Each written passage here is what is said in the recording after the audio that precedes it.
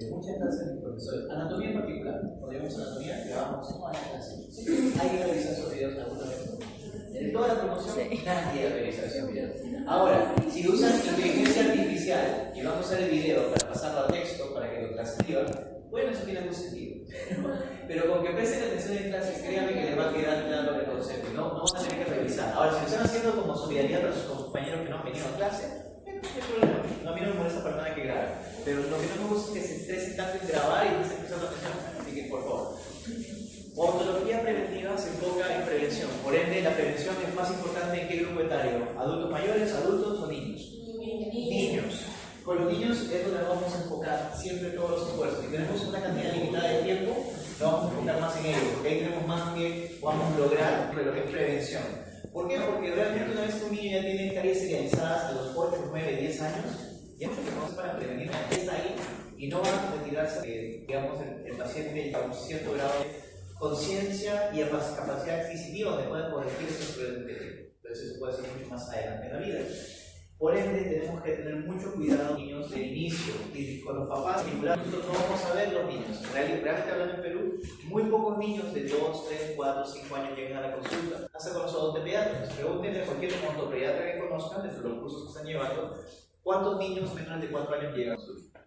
No hicimos control por algún problema. Un traumatismo, un golpe, un dolor, una molestia, recién acuden a la consulta. Entonces, temas de prevención y promoción se tienen que ver desde la primera infancia y definitivamente desde la capacitación de la madre durante la gestación, porque hay varios temas de cuidados y controles durante la etapa gestacional que van a tener una implicancia en la calidad de vida del niño toda su vida, es decir, en su desarrollo cognitivo, en su tasa de crecimiento, etc. Lo que no se hace cuando uno es pequeño ya no se puede recuperar o corregir más adelante. Hay una ventana que vamos a conocer el día de hoy, que son los primeros 1000 días de lo que es el desarrollo del bebé. Y si es que en esos 1000 días no se recibe todo lo necesario, ya digamos, nunca va a llegar al máximo potencial de desarrollo de ese ser humano. La odontología familiar y comunitaria antes era algo que no existía como especialidad en Perú. ¿Hoy día existe la odontología comunitaria como especialidad? Sí. Sí, hoy en día sí. No obstante, ¿conocen una universidad que tenga la especialidad de odontología comunitaria? Curioso, ¿no? Ya tiene unos 4 años, 3-4 años que se publicó la última modificación de la ley donde se han incluido varias especialidades nuevas. Odontología para los pacientes con necesidades especiales. Odontogeriatría, que es odontología para pacientes adultos mayores, ¿verdad? Geriátricos. Lo que antes hacía el rehabilitador, ahora tiene una especializada, que es odontogeriatría. Lo que antes hacía el odontopediatra, que era ver pacientes con necesidades especiales, olimpiadas especiales, etc., ahora tiene una especialización. Lo curioso es que no están apareciendo en todas las universidades que tienen odontología estas especialidades. ¿Por qué será que no están apareciendo? En la Cayetana, en la Científica, en la UPC, en la San Marcos. Para que alguien compre algo que necesita, antes de que haya un producto que alguien quiere comprar, tiene que haber qué cosa? Demanda. Tiene que haber gente que quiere estudiar eso. Y el problema es que esto se ve como una área de odontología que no es lucrativa, que no es rentable, que no tiene una trazabilidad en la proyección futura de la profesión. Entonces la gente dice, no me conviene. Las otras opciones tradicionales son una mejor opción. Entonces, eso es un primer trabajo que se tiene que hacer a nivel de la odontología, concientizar de la importancia del odontólogo comunitario o la odontología comunitaria. Porque hoy en día no está puesto en valor para nada. Entonces, la salud familiar y comunitaria normalmente recae a nivel de lo que es el Perú, en el ordenamiento de cómo se trabaja en MINSA, en las postas de salud. Tenemos postas, y las postas satelitales realmente tienen una zona geográfica a la cual tenemos una persona que está encargada de esta posta, y esa persona en sí está encargada de un grupo poblacional. Entonces, hay un montón de estadística y datos como la PROFAM. ¿Han escuchado una vez de PROFAM? Es un área de MINSA, un programa de MINSA que es de promoción familiar, que tiene que ver con... Durante COVID fue muy potenciado porque traían todo desde cosas para aseo como jabón, hasta víveres, detergentes, cosas así. Pero básicamente es un programa que el MINSA maneja para poder evaluar la salud familiar y comunitaria a nivel de todo el país. Funciona muy limitadamente, porque no hay un alcance y no hay postas en todo el país. Entonces, el alcance de esos tipos de programas hoy en día es muy limitado. Es importante que la prevención y promoción de lo que es la carrera de odontología sea más y más parte de nuestro desempeño. Como ya les había mencionado al inicio de la clase, tenemos, a inicio del ciclo, tenemos una ley del odontólogo, la 21 878 que dice que nuestra chamba como dentistas es corregir problemas de la cavidad bucal. Pero esa es la mitad del trabajo. La otra mitad es prevención y promoción. Y el odontólogo comunitario, por excelencia, es un promotor de la salud. Trabaja en lo que es prevención de enfermedades. Y eso de verdad debería ser puesto en valor, porque la meta de un sistema de salud debería ser sanar a la persona cuando se enferma o evitar que la persona enferme. ¿Qué piensan ustedes? Evitar. Porque el costo, tanto para la persona como para la sociedad, va a ser muchísimo mayor cuando tenemos ya la enfermedad instalada. Entonces, en los años 60, 70 hubo un cambio de chip dentro de lo que era la importancia de la prevención. ¿Por qué? Porque en esas épocas se gastaba mucho en, por ejemplo, en Estados Unidos, Europa, en hospitales y médicos. Queremos mejorar la salud. Para mejorar la salud, ¿qué necesitamos? Más hospitales, más médicos, más profesionales. ¿Tiene sentido o no tiene sentido? En un país como el nuestro, que tenemos una deficiencia tan grande, tiene más sentido aún, porque necesitamos justamente eso. Pero ¿qué pasa? En estos países desarrollados notaron algo raro. Se invertía el 90%, 99% del presupuesto en más hospitales y más médicos, pero no se reducían las tasas de enfermedad. Es decir, la misma cantidad de gente se enfermaba, la misma cantidad de gente moría, la misma cantidad de gente terminaba necesitando una cirugía, etc. Por más que se gastara más y hubiera más hospitales, la gente no estaba mejor de salud. Es decir, la prevalencia de las enfermedades se mantenía. Cáncer subía, enfermedades con transmisión sexual subían. Entonces, todo lo opuesto, gastamos más, vemos 10 años después, 20 años después, y no había una mejora, ha empeorado. Hay más gente falleciendo por eso. Entonces, empezaron a analizar, ¿qué está pasando aquí? Algo está fallando. Y ahí vienen que encontraron. La falla es que no estamos educando a la población, no estamos instruyendo a los jóvenes para que tengan una vida saludable, tomen buenas decisiones y no enfermen más adelante. Y ahí empezaron todas las políticas de control del tabaco, control del alcohol, de empezar a evaluar de qué cosas eran teratógenas, cancerígenas, etc. Porque empezamos a entender de que era más importante controlar una empresa que producía teflón y un teflón que estaba fallido y causaba cáncer por el hecho de uso en la cocina, como DuPont, que es una empresa americana enorme de pinturas que por décadas diseñó el teflón. ¿Saben para qué era el teflón, jóvenes? Era un aditamento para uso militar. Y ustedes en las sartenes en casa, seguramente hasta el día de hoy, se usa el teflón. Ese es mejor que el que había antes, pero el teflón que se usó por muchas décadas era altamente cancerígeno. Altamente. Entonces, como era tan dañino, obviamente por muchos años y por muchas décadas hubo casos de personas que desarrollaban cáncer. ¿Qué pasa? El Estado empieza a tener un rol de supervisión. A decir, no, mira, en vez de gastar tanto en más médicos y más hospitales, necesitamos entidades reguladoras que controlen la calidad de los alimentos, la calidad de los fármacos, la calidad de los productos que usamos en el hogar, que se verifique que estas cosas no sean nocivas. Campañas de concientización y de salud pública, comerciales, hablando sobre el lavado de manos, la importancia de evitar el tabaco, prohibir que se haga publicidad de alcohol o de tabaco durante el día, en horario diurno, publicidades en pancartas, en revistas, el uso de dibujos animados en la publicidad. Eso fue lo más común del mundo. Todos mis dibujos favoritos de cuando era niño, de Bugs Bunny, de Tom and Jerry, etc., tienen capítulos donde están fumando. Todos. Hoy en día eso es impensable. Y de hecho, hoy en día no están prohibidos de pasar los capítulos de esas épocas. Ustedes seguramente no han visto nunca, ¿saben quién es Sam? ¿Yosemite Sam? ¿No? Es un personaje de Looney Tunes, pero ese es uno con pistolas que para fumando todo el día. Nunca lo van a ver. Tampoco van a ver a mi amigo, el estereotipo de los mexicanos, que es uno de mis favoritos, pero los mexicanos lo ven como algo muy ofensivo, Speedy González, porque es un prejuicio, un estereotipo. Pero mi favorita es Pepe Le Pew, que por obvios motivos de consentimiento sexual, etc., es algo que ya no se va a ver en la televisión hoy en día. Entonces hay cosas que han sido mucho que han ido cambiando poco a poco, pero hoy en día tenemos un enfoque mucho más claro de que la prevención tiene que ser, si no la mitad del presupuesto, más de la mitad del presupuesto, ir a prevenir la enfermedad, más que curarla. En el Perú tal vez no les suena tan lógico, porque todavía tenemos una deficiencia enorme en infraestructura, pero de verdad que la idea de prevención es hacia donde más o menos va todo el mundo desarrollado. Cuando vemos el enfoque familiar en la odontología, eso indica de que tenemos que evaluar a la persona dentro de su contexto social. No es suficiente que venga el paciente y yo tengo mi historia clínica y de paporreta tengo que hacer las preguntas correspondientes al paciente para llenar la encuesta, pero debería ir un poquito más allá capacidad para entender la realidad del paciente, porque ninguno de los dos pacientes con una misma patología son iguales. El contexto socioeconómico, su capacidad adquisitiva, su conocimiento, su nivel de educación e instrucción, su distribución geográfica, qué tan lejos está de la clínica o consultorio, qué tan fácil es para él venir o desplazarse, la lengua, etc. Tantos factores que tenemos que tratar de evaluar en la medida que sea posible.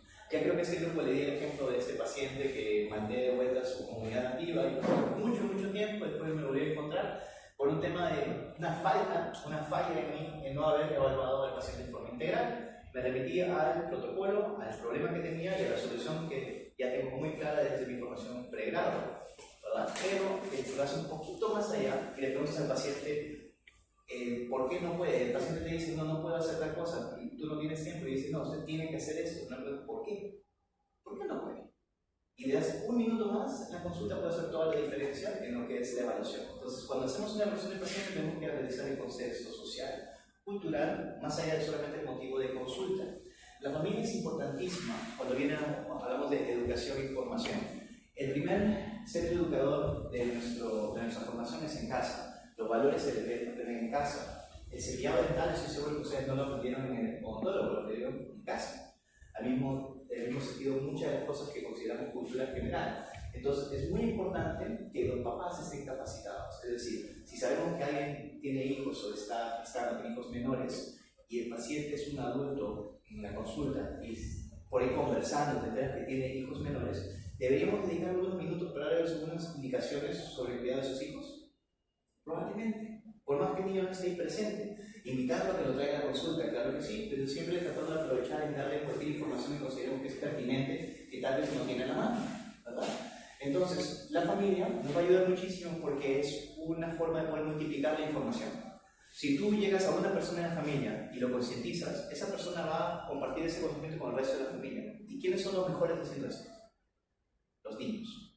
Los niños se emocionan, son apasionados. Cuando entienden algo y les parece algo importante, se toman el rol y se compran la pelea. Por ejemplo, recuerdo esto de ecología que hubo en cuarto o quinto grado en el colegio de mi hijo. Se pasó 2 años cerrándome el agua. Porque en el colegio le enseñaron el tema del consumo del agua, del consumo hídrico, esto y el otro. Y realmente la profesora era una buena profesora. Le supo llegar a concientizar, internalizó el mensaje. Y eso que quiso decir que tuve 2 años de que me estuvo llamando la atención. ¿No? Estaba en la ducha y tocándome la puerta. Papá, lleva 10 minutos. ¿No? Me cepillaba los dientes, venía y me cerraba el caño. ¿Por qué? Porque el niño entendió esto. Y cada vez que tenía la oportunidad, se lo decía a los demás en la familia, salimos a la casa de la abuelita, le decía a la abuelita, etc. Entonces, los niños son toda persona o todo paciente capacitado es un multiplicador de información. Los niños, por excelencia, son muy buenos en eso. Pueden ser buenos aliados para tal vez llevar esa información al resto de la familia mejor que los demás. Cuando hablamos de edades y hablamos de preventiva, en ontología preventiva tenemos grupos demográficos y grupos etarios. ¿Cuáles son estos grupos etarios? Para fines de este curso, estos son, según la OMS, no. Dependiendo de cada país y contexto cultural puede variar. Estados Unidos, por ejemplo, maneja algo muy diferente a esto en lo que es adolescencia. La adolescencia en Estados Unidos es un teenager. La palabra teen está ahí. ¿De qué año tiene esa adolescencia en Estados Unidos? De los 13, ¿verdad? Hasta los 19, 19. Lo consideran hasta los 19 prácticamente adolescencia, porque uno sigue creciendo a los 19 años. Sí, sigue en desarrollo, entonces tienen otra visión. El colegio lo terminan a los 18, entran a la universidad a los 18, 19. Es otra visión, porque consideran que todavía alguien de 17, 18 años está en etapa formativa y no tiene la capacidad cognitiva o la madurez para tomar una decisión como escoger su carrera. Ustedes a los 15, 16 están terminando y a los 17 ya están full en una carrera donde empiezan desde el primer ciclo con cursos de su área. Muy diferente a como ven o la visión del desarrollo de los jóvenes en otros países. Ahora, para el curso tenemos esta primera fase de la primera infancia, que va a ser la etapa input de desarrollo hasta el nacimiento, primera infancia hasta los 5 años. Después tenemos la etapa infancia o etapa escolar, que es primaria, básicamente de los 6 a 11 años. La adolescencia de los 12 años hasta los 17, juventud de 18 hasta los 29, y aquí donde está el profe, de 30 a 59 años, adultez. ¿Por qué hasta los 59? Porque se considera que a partir de los 60 años ya eres adulto mayor, pues estás en etapa de Según la ley del Perú, ¿a qué edad somos adultos mayores? ¿Qué dicen? La ley preferencial, ¿conocen la ley preferencial de atención preferencial? ¿No? Es una cola especial para estas personas. ¿La edad es un factor ahí? Sí, discapacidad, edad, gestación, niños menores y plazos. ¿Verdad? Esos son los motivos por los cuales puedes ir al frente de una cola o ir a otra cola diferenciada. A partir de los 60 años, uno puede usar la línea preferencial. Por eso yo me paraba peleando cada rato, porque a veces debe ser una persona, o sea, bien plantada, mejor que uno físicamente, ¿no? Pero le saca su DNI 60 años. Cumple con el criterio para hacer la línea preferencial. Pero lo curioso, que debería causarles una cierta reflexión, es que para jubilarte en el Perú, ¿qué edad tienes que tener? 65. Y lo quieren subir 70. Entonces es un poquito contradictorio, ¿no? Que digamos que un adulto mayor es a partir de 60 años a nivel global, que según las normas y las leyes que favorecen al adulto mayor 60 es la edad, pero para fines de pensión y jubilación, no. Ahí hay un doble discurso que hay que analizar un poco cuál es la razón de ser. Para mí eso tiene que ver mucho con el tema económico, ¿no? Que no quieren soltar el dinero porque ¿quién va a vivir? Dicen que la expectativa ha aumentado, que uno puede vivir 90 a 100 años. Pero con el estilo de vida que uno lleva, sabe que no. En mi caso, yo voy a estar muy contento si llego a los 70. Pero en el caso de las pensiones, si es que las empezaran a pagar a partir de los 70 años, hay muchas personas que probablemente no veían ni una fracción del dinero que han aportado todas sus vidas. Hay un interés ahí de por medio, definitivamente. Pero bueno, aquí tenemos los cuadros de los rangos etarios, por favor, tienen que saberlo. Sí, tienen que saberlo. En el Perú hay varios vacíos, no solamente legales, pero vacíos en lo que es atención a los pacientes, atención integral. Por eso les digo que es importante evaluar al paciente en su contexto social, porque, a ver, ¿cuál es el peor tipo de cáncer que se les ocurre? Porque todos los cánceres son terribles, pero hay algunos que tienen mayor grado de malignidad, porque son más rápidos en hacer metástasis, que es un peor pronóstico, ¿verdad? ¿Cuáles son los peores que tienen los más complicados en su manejo? El páncreas. Cáncer del estómago, el páncreas tiene muy mal pronóstico. ¿Por qué? ¿Qué tipo de inervación tienes en el tubo digestivo? ¿Sensitiva? No, es de control, ¿verdad? El simpático, parasimpático, de regulación. Pero no hay mucha inervación sensitiva. Entonces, como no hay mucha sensación, cuando tú sientes algo, te das cuenta que estás mal, está bien avanzado. Pero es por ese motivo. Pero tenemos otros cánceres que avanzan bastante rápido. Por ejemplo, el cáncer de la sangre, ¿cómo se llama? La leucemia. La leucemia infantil es terrible, pero tiene una alta prevalencia, muy común. ¿Tenemos hospitales especializados para tratar cáncer en todos los departamentos del Perú? No. Los hospitales emblemáticos de cada departamento, porque todos los hospitales emblemáticos tienen oncólogos, pero ¿tendrán todos los equipos necesarios para tratar cáncer? Muchas veces no. Y tienen que hacer una interconsulta o una referencia para que esta persona venga de provincia a tratarse aquí a Lima en el instituto especializado. ¿Cómo se llama? El Instituto Nacional de Enfermedades Neoplásicas. Miren que queda en Primavera, seguramente han pasado por ahí. Si no han pasado por ahí, cuando pasen por Primavera con aviación, si no me equivoco, también aquí con esa altura, hay un tremendo local ahí, es ese Instituto Nacional de Enfermedades Neoplásicas. Con algo de suerte, cuando lleven prótesis somática, van a llevarlo con la doctora Rosario, con la doctora Núñez, que son docentes que trabajan en este centro y van a permitir la oportunidad de rotar y conocer un poco de la realidad. Y van a haber casos que probablemente les va a chocar, porque hay casos muy complejos, niños pequeños con resecciones de parte de su cara, personas adultos mayores que faltan un ojo, parte del cachete cigomático, y esas prótesis son muy complejas, son prótesis somáticas que se tienen que confeccionar, pero hay muchos odontólogos que se desempeñan justamente en este centro de salud viendo el tema de protésico para rehabilitar a los pacientes. ¿Por qué les menciono todo esto? Porque cuando un niño es diagnosticado con una enfermedad como el cáncer, ese niño es derivado por suerte, si tienen la suerte de que lo deriven, de conseguir la interconsulta y referencia, lo mandan a Lima. ¿Y ese niño puede venir solo a Lima? No, tiene que venir acompañado. Entonces viene con la mamá y el papá. El papá normalmente se queda porque tiene que trabajar, la mamá viene con el niño. Normalmente las familias en provincia tienen un solo hijo. Normalmente son familias mucho mayores que las que tenemos en centros urbanos como en Lima, 4, 5, 6 hijos. Algunos se podrán quedar tal vez con la abuelita, la tía, pero lo más probable es que la madre va a desplazarse a Lima con el hijo enfermo y con uno o dos otros niños menores. Pregunta: ¿habrán camas para que se hospitalice el niño en el hospital? Muchas veces no. Es muy difícil que consigan hospitalización del niño dentro del hospital. Entonces, ¿habrá espacio para que los papás puedan pernoctar? Menos.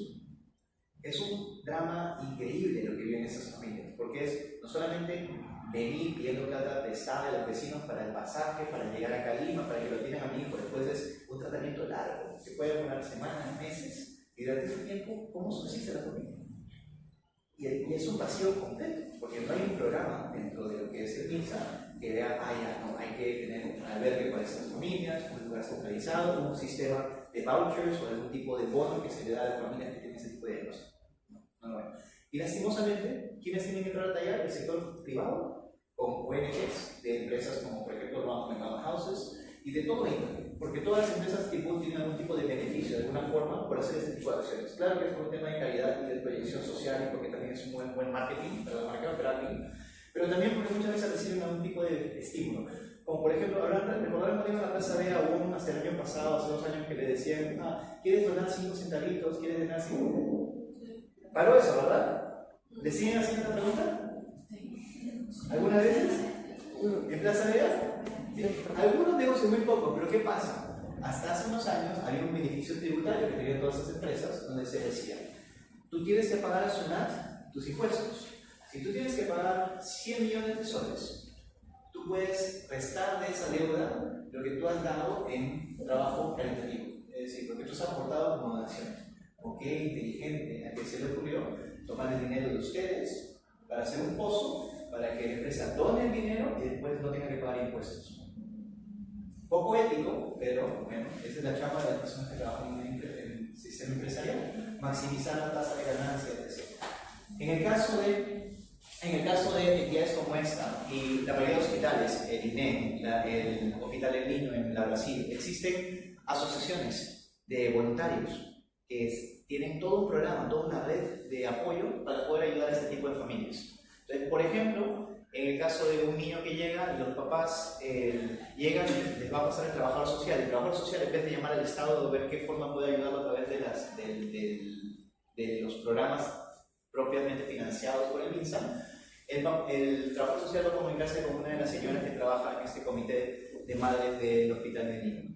Y este comité de mamás, ¿qué cosa es? Son básicamente familias que tienen espacio. Imagínense la casa de la abuelita, que vive solamente la abuelita y tiene varios cuartos libres. En vez de alquilar los cuartos, los donan para que puedan albergar a familias. Y este tipo de programas son una necesidad, un vacío que busca llenar la población civil. Pero debería haber ese vacío, que definitivamente es algo para reflexionar al respecto.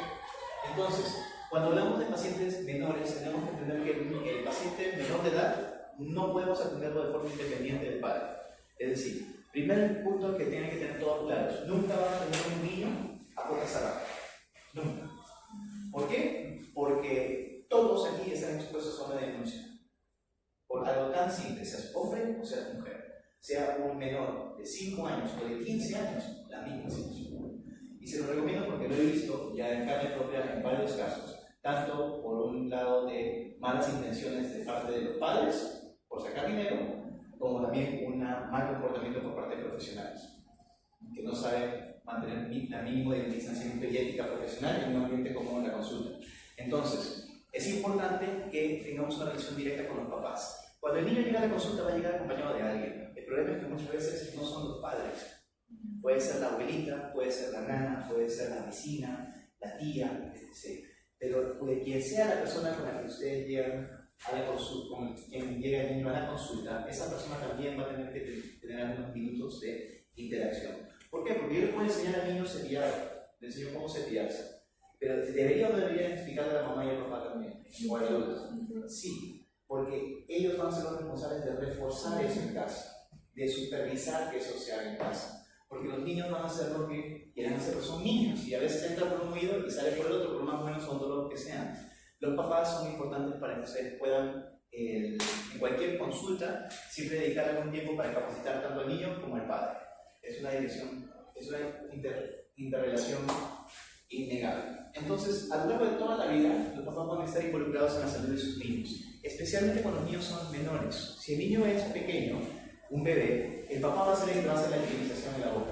¿Cómo hace la higienización en la boca en un bebé? Si no tiene dientes, con cerditos especiales, si los conseguimos, porque podemos ir a una farmacia y ahora venden esos que son dedales, que es como un dedal, lo que usan para coser, ¿no? Es una tapita que te cubre el dedo y tiene una fila de cerdas chiquititas, casi inexistentes, que son solamente más como para estimular y para quitar un poquito el malestar que a veces tienen los niños cuando están erupcionando los dientes, que les pica, les fastidia y tienen que morder algo. Bueno, es algún tipo de paliativo, pero en realidad lo que estás haciendo es estás tratando de que se genere un hábito desde la primera fase. Y también porque el biofilm no solamente está en la pieza dentaria, ustedes saben que el biofilm también está en toda la mucosa ahora. Entonces, si tienes un niño que está tomando leche de biberón o de lactancia natural, igual la leche tiene azúcar. La artificial, peor, tiene un montón de azúcar, la leche de tarro o la fórmula. La leche materna también tiene azúcar. Por ende, eso es algo que es importante a tener presente. ¿Hasta qué edad debería estar supervisado el niño cuando se higieniza la boca? Hasta los 8 años como niño. Entonces, los papás deberían cepillar los dientes al niño a los 2 años, a los 3 años, hasta los 4 años se deberían cepillar los dientes. ¿Por qué? ¿Un niño de 4 años tendrá control motor completo? No, ya tiene pinza fina, tiene control de lo que puede ser, pero ustedes van a ver en la cancha cuando tengan alumnitos y pacientes de esa edad, los niños no tienden a cepillarse adecuadamente, juegan, están jugando a cepillarse, es divertido para ellos el cepillar, les hace cosquillas, están más enfocados en el sabor de la pasta dental y de morder las cerdas del cepillo, que parecen Rottweiler, porque esas cepillas parecen pelo de bruja después de una semana. Porque el niño se puede mover, porque es un juego para ellos. Entonces, los papás tienen que supervisar, sí o sí. Si no van a cepillar la boca, al menos estén parados mirando al niño que se cepille correctamente y dándole indicaciones. No se cepilla atrás, cepilla atrás, mira papá, y siempre haciendo un modelamiento, digamos, haciendo la técnica de cepillado enfrente de ellos, que es la mejor forma de enseñar, con el ejemplo. Muy bien, entonces, en el caso de tratamiento, es importante con todo paciente, como mencionamos, de que tiene que hacer una evaluación integral del paciente, también saber cuáles son sus expectativas. Las necesidades las puedes entender viendo qué le falta, pero a veces el paciente puede tener una expectativa que va más allá de lo que tú ves en la boca. Es decir, también para poder tener claro qué tipo de tratamiento le vas a recomendar. Si el paciente llega con un niño y el niño tiene los dientes todos destrozados, y todas las coronas hechas trizas, pero todavía se pueden tratar de mantener en boca porque es muy pequeño y todavía falta años para el recambio dental, no voy a hacer extracciones, voy a tratar de mantener sus dientes. Entonces podría usar coronas metálicas y poner coronas metálicas en todos los dientes. Y eso está muy bien, va a funcionar bien, pero no es estético. Entonces, hablando con el papá, dice, no, ¿sabes qué? No quiero que sus dientes sean feos, quiero que sean bonitos, pero empieza a aceptarlo, pero es mucho más costoso. Y conversar con el papá vamos a tener una idea de cuál es la finalidad de lo que busca el tratamiento, para ello, teniendo más claro cuál va a ser la opción por la que vamos a irnos con el paciente. Entonces, es importante que ustedes, como primera experiencia que van a tener los niños muchas veces, particularmente en Montoría Sociedad 2, que vamos a ir a colegios, es posible que ustedes sean el primer dentista que los niños ven. Vamos a ver principalmente niños de primaria, primero, segundo, tercer grado. Pero niños de 6 y 7 años deberían de haber pasado por un dentista. Lastimosamente vamos a ver que la mayoría de esos niños nunca han pasado por un dentista, a no ser que hayan tenido un dolor dental. Y ese niño que ya tuvo un dolor dental y ya tuvo una extracción dental, lo más probable es que ya tiene algo que se llama síndrome de la bata blanca. ¿Han escuchado de eso antes? Es un cuadro que sufrimos las personas de ansiedad cuando estamos expuestos a cualquier profesional indumentaria de bioseguridad. No tiene que ser solamente la bata blanca, puede ser también el mameluco de EPP que nos colocamos, o se colocan todos los planes de salud en campañas de vacunación, etc. Porque un paciente que ha tenido una mala experiencia traumática, a ver, ¿qué cosa piensan ustedes jóvenes que se graba más en la memoria? ¿Las buenas o malas experiencias?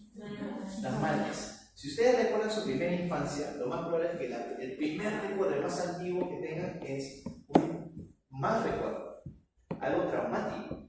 Van a recordar a sus papás con mucho cariño, pero esa cosa que recuerdan exactamente cómo estaban vestidos, dónde estaban, cómo estaba decorada la casa, etc., pues probablemente va a ser algo que fue algo negativo, porque así funciona la mente humana. Y de la misma forma, cuando tenemos una experiencia traumática, eso nos marca. Y también tenemos otro problema enorme, que es que los papás utilizan a los profesionales de salud para castigar a los niños, para amenazar a los niños. ¿Cuántas veces he escuchado que le abre la boca, le voy a decir que te ponga una vacuna? Abre la boca, le voy a decir que te saque tu muela del dentista.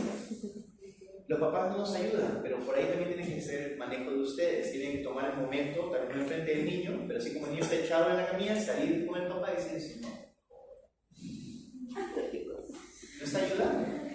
Por eso también en odontología y en odontopediatría, normalmente yo siempre pido que los papás esperen afuera del lugar de atención, porque los niños tienen que engreírse. Pero sí, con la puerta abierta de par en par y el papá está ahí atento. El papá puede ver al niño, el niño no puede ver al papá. Esa es la idea. Muy bien, entonces es importante que ustedes se ganen al niño. ¿Por qué? Porque si ellos tienen una opinión favorable de lo que es el odontólogo, van a pedirle a su papá que los lleve con el odontólogo. Pero si tienen unas opiniones favorables, van a llorar, van a hacer todo lo posible para no ir. Entonces, por favor, chicos, ustedes van a ser, digamos, tal vez la primera oportunidad que tienen de ganarse a estos niños, para que tengan una salud sana de aquí al resto de sus vidas. Pongan su granito de arena para ganarse la confianza de ellos. Si ustedes hacen un buen trabajo, van a tener una actitud positiva y tal vez van a poder resarcir un poquito el daño ya hecho si tuvieron una experiencia traumática. Bien. Las tasas de prevalencia de caries ya las conocemos.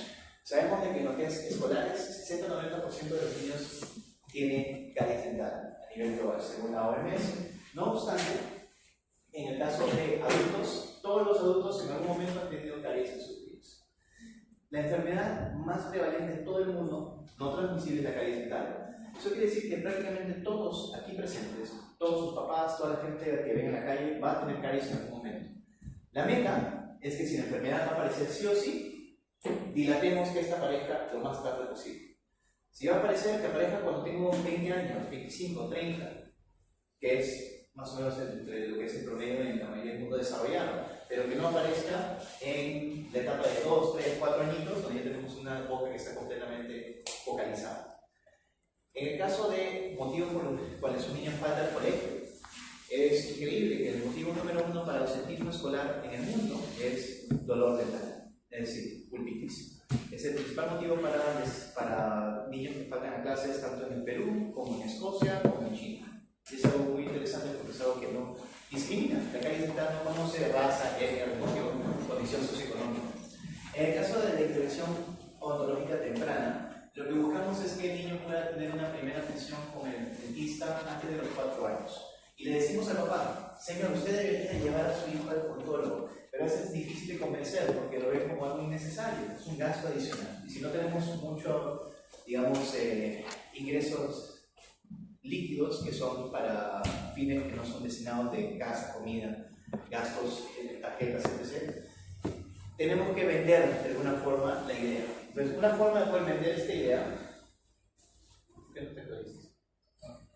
es explicarle al papá de que no son dos cosas. Primero, va a ser mejor para tu hijo. Tu hijo va a vivir mejor. Toda su vida, su proyección de vida va a ser mejor. Va a tener más confianza, mejor autoestima, mejor salud. Te estás proyectando que tenga un mejor futuro. Pero si eso no es suficiente para convencer al papá, te puede decir por el lado económico. Es decir, te va a salir más barato. Te va a salir mucho más barato prevenir que tu hijo se enferme que se enferme. Te va a salir menos costo y está comprobado que los papás que llevan a sus hijos al odontólogo antes de los 4 años gastan en promedio $360 menos en cuidados dentales para sus hijos.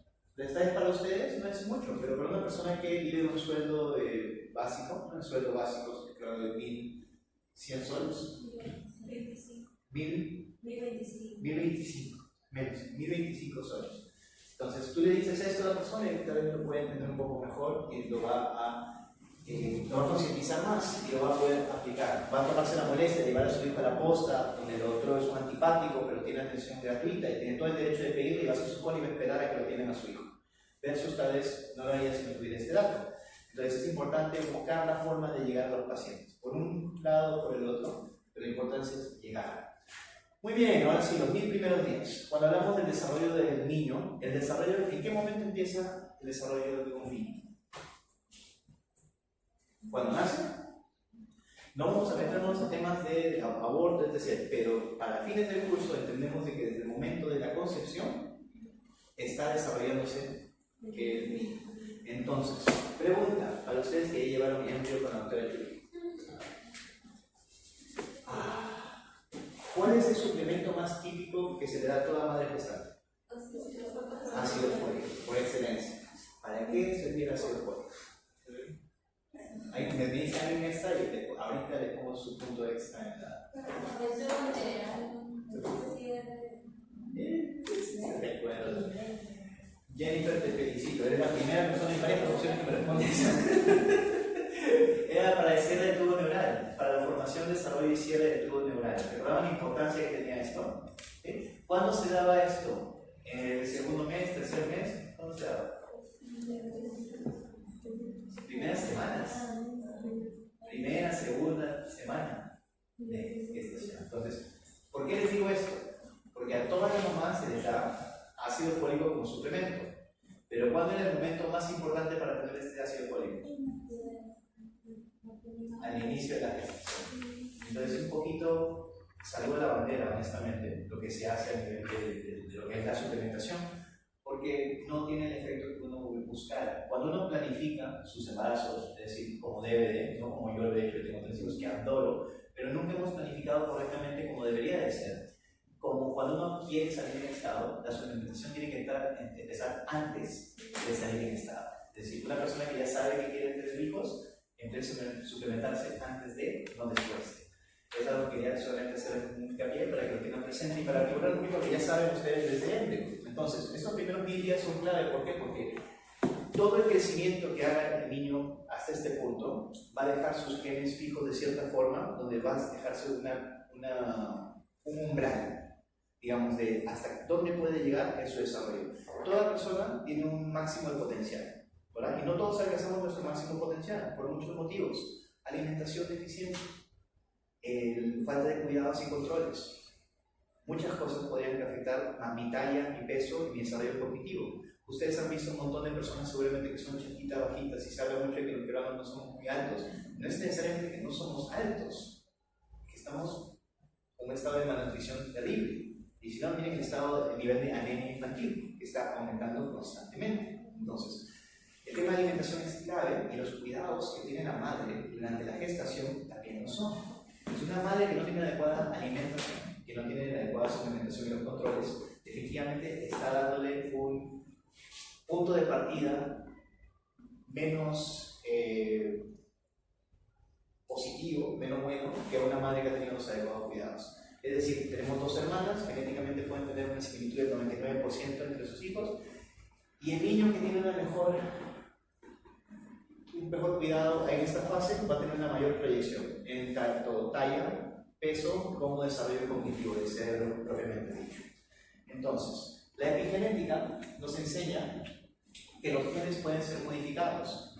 Ustedes seguramente llevado psicología, los que han llevado psicología, saben que cuando hablamos de cómo se constituye nuestra personalidad, se habla de que somos 50-50.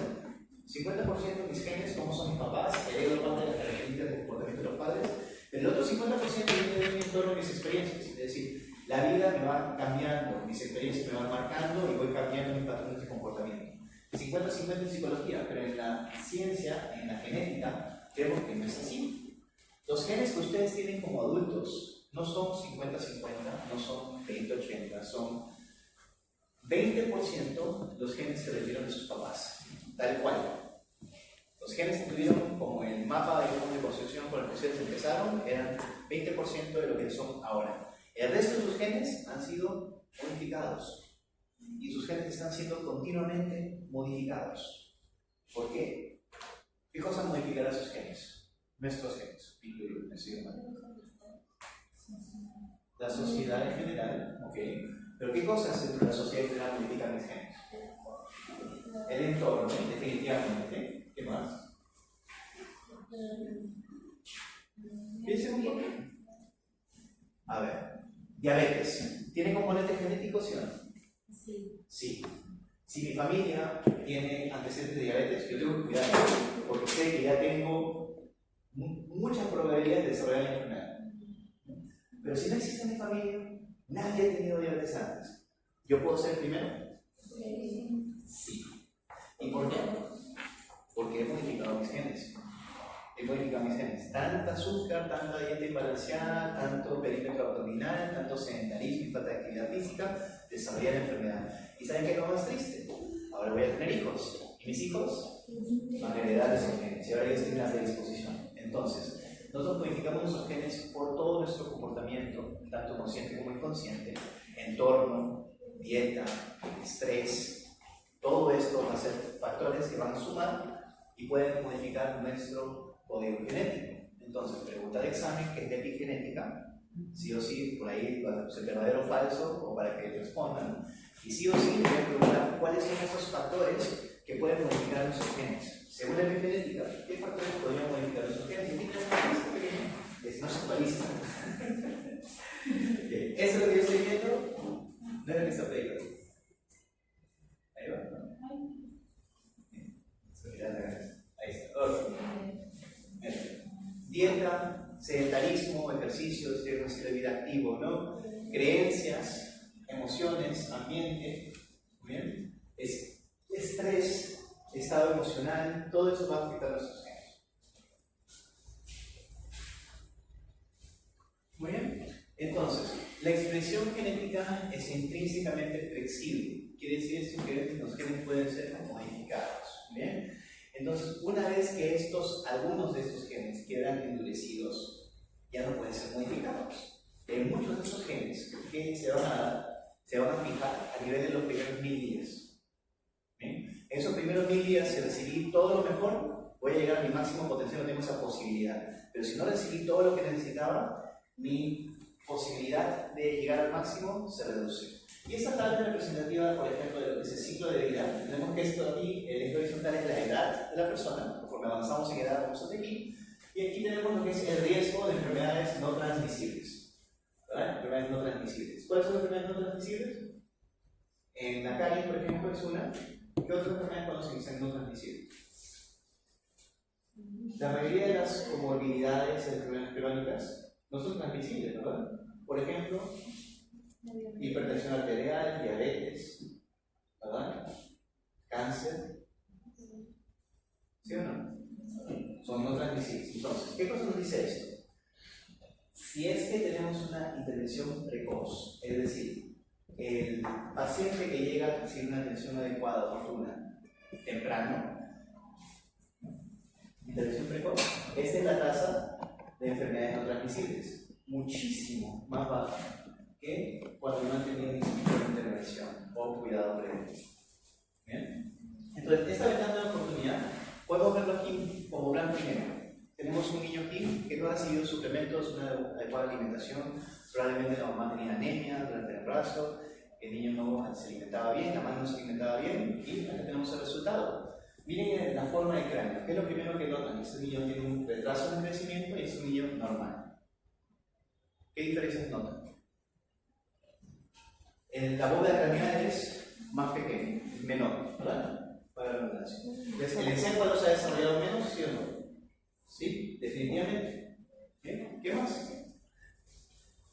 Eso de aquí representa las interconexiones cerebrales. Ustedes saben que el cerebro no funciona al 100%. Hay una serie de interconexiones. Cuando ponemos una resonancia magnética y revisamos cómo se prenden los focos en el cerebro, vemos cómo se va conectando una parte del cerebro con otra. Y esto representa que las conexiones que se han formado a nivel del cerebro de este niño, entonces es bastante diferencia, ¿no? No solamente en el tamaño, sino en la calidad y cantidad de conexiones que hay. Entonces, definitivamente, la capacidad cognitiva de este niño es mucho mayor que la de este niño. ¿Y qué ha habido ahí? Ha habido una falta de control, una falta de cuidado, muchas veces no es intencional, lamentablemente. Pero bueno, esas son las consecuencias. Ahora pasamos a otro tema que es importantísimo, el de la lactancia materna. Cuando hablamos de niños y alimentación y proyección, lo mejor para el niño siempre va a ser la lactancia materna exclusiva. Pero en muchos casos no se puede dar porque la madre tal vez no produce suficiente para suplir la necesidad del niño, se produce muy poco. Se puede hacer mixta, claro que sí. La lactancia mixta es lactancia de fórmula con también la lactancia materna, combinando ambas. Aunque sea poco lo que la madre le da, poco es mejor que nada, porque hay muchos beneficios de la lactancia materna para el niño y para la mamá. Por ejemplo, ¿cuáles son beneficios para el niño? Pregunta de examen. Tiene varios beneficios. Primero, ese niño se va a enfermar menos. Niño que tiene lactancia materna se enferma menos. Todo tipo de enfermedades, infecciones respiratorias, digestivas, homa, diarrea, va a reducirse. SMSI, muerte súbita del recién nacido. ¿Han escuchado alguna vez de esto? Muerte súbita del recién nacido. ¿Le suena o no le suena? Es una cosa muy triste. Yo personalmente no me lo puedo imaginar porque tengo 3 hijos y no me puedo imaginar cómo debe ser pasar por esto, pero básicamente es cuando el niño muere sin tener causas aparentes. Es decir, nadie sabe realmente por qué falleció, pero falleció. Podría ser por un tema de asfixia, podría ser por un tema de algún defecto, algo que no se puede detectar, pero normalmente es un tema que pasa con bastante frecuencia, porque esta viene a ser la causa número 1 de mortalidad de recién nacidos a nivel global. Y esto se reduce con niños que tienen lactancia materna. Reducción del riesgo de sobrepeso más adelante, de obesidad más adelante, de diabetes más adelante en su vida. Reducción del riesgo de cáncer, de leucemia, mayor coeficiente intelectual, etc. Entonces, como ven, con esos motivos creo que es más que suficiente para justificar que se fomente la lactancia materna. Por eso hay un esfuerzo enorme para tener lactarios, tener normas y leyes que dan facilidades para que las madres puedan extraerse leche en el trabajo, escuela, en la universidad, etc., porque es así de importante. Pero no solamente son beneficios para el niño, la mamá también se beneficia de otras formas. Por ejemplo, mayor intervalo entre gestaciones. Mientras una mujer está produciendo prolactina y está produciendo esas hormonas que fomentan la formación de las glándulas mamarias, la producción de leche, también ayuda a controlar que se pueda salir otra vez en estado. Entonces, mientras más tiempo está dando de la la madre, no va a poder salir en estado. La naturaleza es muy sabia, así funcionan de hecho los animales en el reino animal. ¿Sí saben eso, no jóvenes? Los animales que entran en celo, ¿cuándo entran en celo los animales? Después de haber dejado de lactar con la cría, pasa un mes, 2 meses y entran en celo automáticamente. Entonces, más o menos la misma forma que funciona aquí. Protección de cánceres, los más comunes. ¿Cuáles son los cánceres que más afectan a la mujer? Cáncer de ovario y diabetes tipo 2. Mayor intervalo y protección con el cáncer de mama. ¿Cuáles son los 2 cánceres que más afectan a las mujeres? Cáncer de mama. Entonces, definitivamente es un plus para todos. Bueno, ya vamos más de la mitad, vamos a la mitad más o menos. ¿Quieren break o vamos de largo y terminamos a las 5? 2-7 para 62 años, no te creas.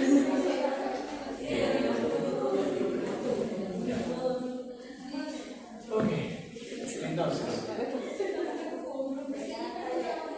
es importante tener presente, jóvenes, de que el pH salival también va a tener problemas o se va a ver afectado en esta etapa. ¿Por qué? Porque hay muchísimos carbohidratos fermentables en boca y hay ciertos hábitos que son muy negativos que tenemos los papás con los bebés. Por ejemplo, dejar el biberón enchufado.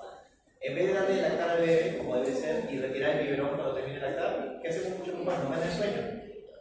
Y el bebé se queda ahí con el biberón puesto, goteando, leche todo por 1 hora, 2 horas. ¿Será bueno eso para la capacidad remineralizadora de la saliva? No, no permite remineralización. Entonces el pH va a ser ácido génico constantemente. Hay algunos estudios que nos indican que sí es importante controlar esto porque también estamos afectando la salud de los dientes. El caso de la contaminación vertical y horizontal. Conocen estos 2 conceptos, ¿verdad? Transmisión vertical es de padres a hijos. Horizontal es entre amigos, círculo social, entorno. La persona que cuida a los niños, ¿sabe? El abuelito de la cana, sería horizontal. Pero, ¿qué pasa? Está demostrado que los niños no nacen con cetonas mutas. No. Los niños se van a contaminar de estos microorganismos caliogénicos. ¿Y quién los va a contaminar? Los papás, por excelencia. No por ningún tipo de maldad, por un tema de afecto, besitos, lo más típico, besitos, por eso dice que besos en los labios no. A muchos lo dicen por un tema sexual, que me parece una estupidez, pero por un tema de biológico y de odontología, sí. Sí, es verdad, no debería darse besitos en la boca. Enfriar los alimentos. No solamente estar soplando para darle de comer al niño, estoy contaminando. Darle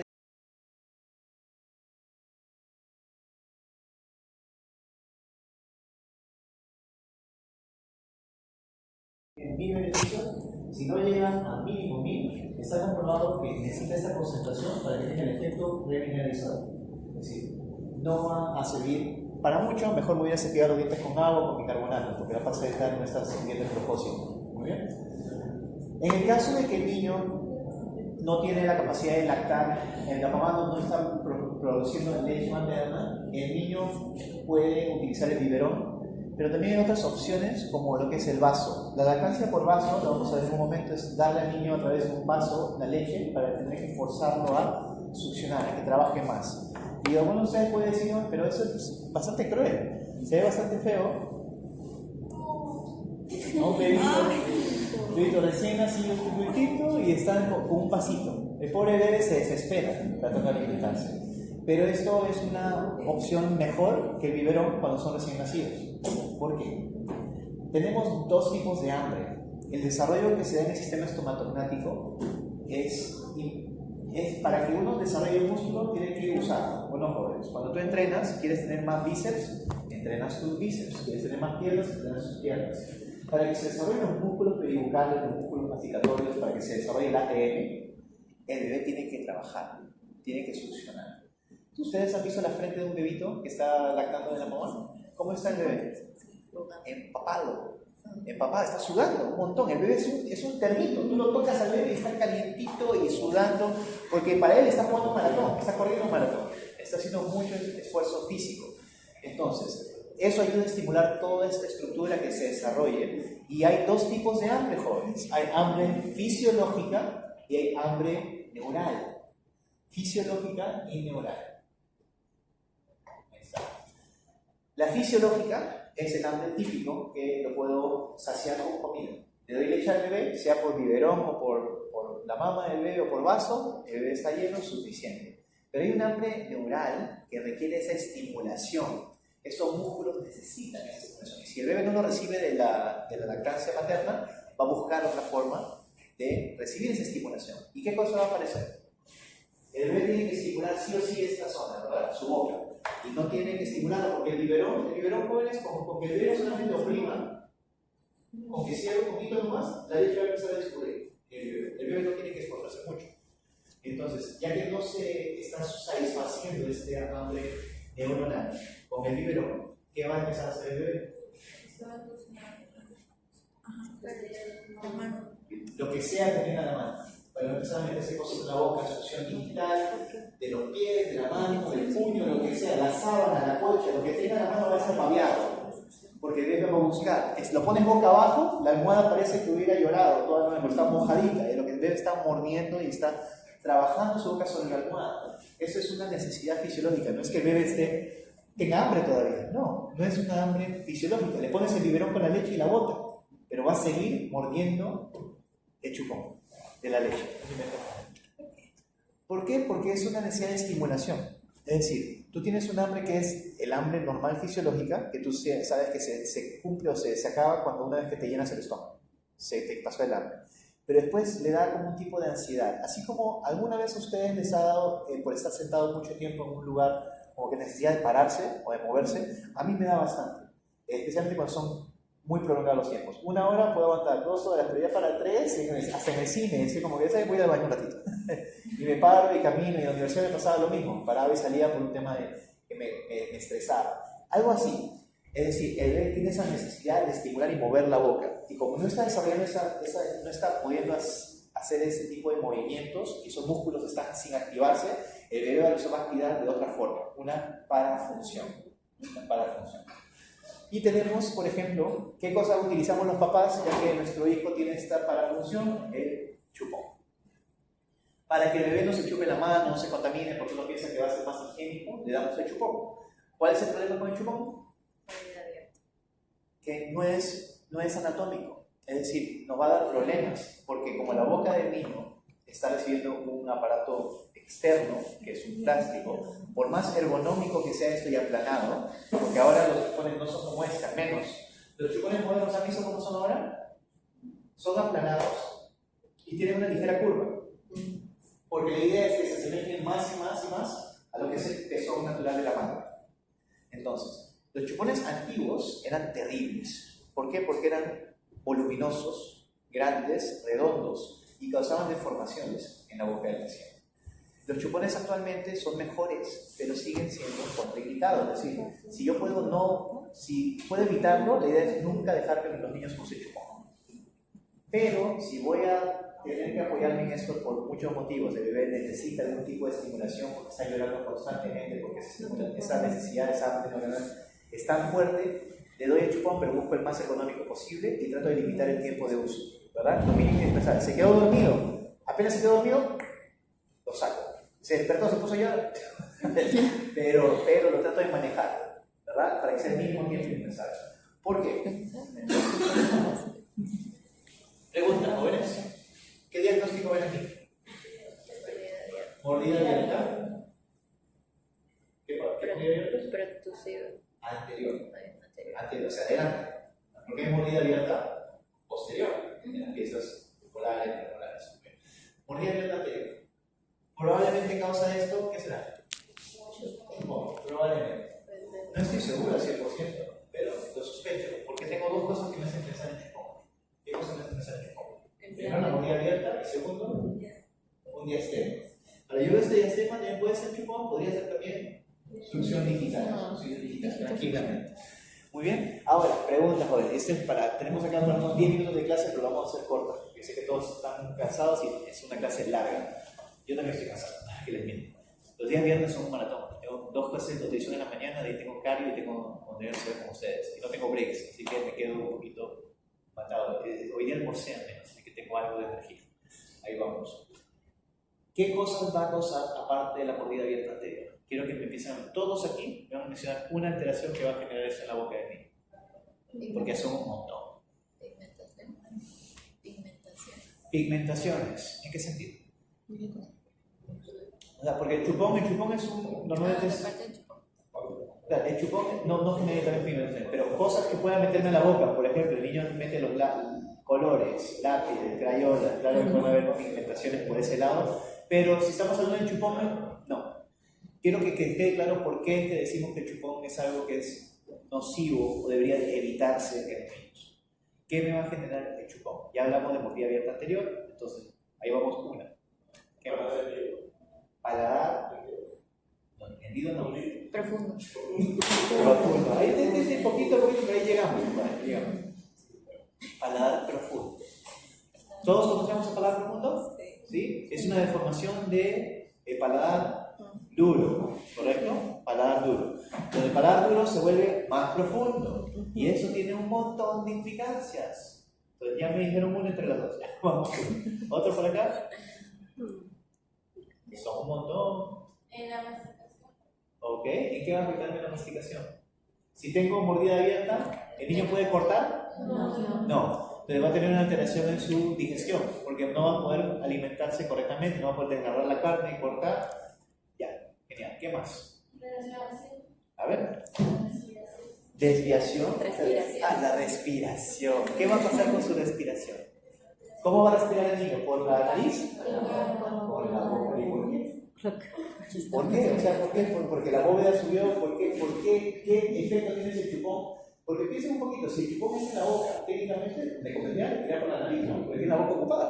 ¿Por qué va a ser? Tienes razón, va a respirar por la boca, va a respirar bucal. ¿Por qué? Esa palabra hendido. Paladar hendido es lo que llamamos el labio fisura labio palatina. Paladar hendido es cuando solamente el paladar. Es una comunicación mucosinusal. Muy bien. Paladar profundo es algo que muchos de ustedes tienen probablemente en mayor o menor grado. Yo tengo paladar profundo. Yo no usaba chupón, pero era de succión digital constante, según lo que me cuentan. No hice una foto, pero es lo que me han mencionado. ¿Y qué pasa? Piensen anatómicamente, jóvenes. Tenemos aquí el paladar duro, ¿correcto? Ese es el paladar duro. ¿Y qué está encima del paladar duro? ¿Qué espacio anatómico? ¿Qué espacio anatómico está aquí? Si recuerdan, está por aquí el etmoides, ¿no? La clima nasal, ¿no? ¿Pero qué es esto? Cornetes y hiatos. Acaban de llevar anatomía hace menos de un año. Se pasa. Encima de cada uno que hay. La rinofaringe, ¿verdad? La cavidad nasal.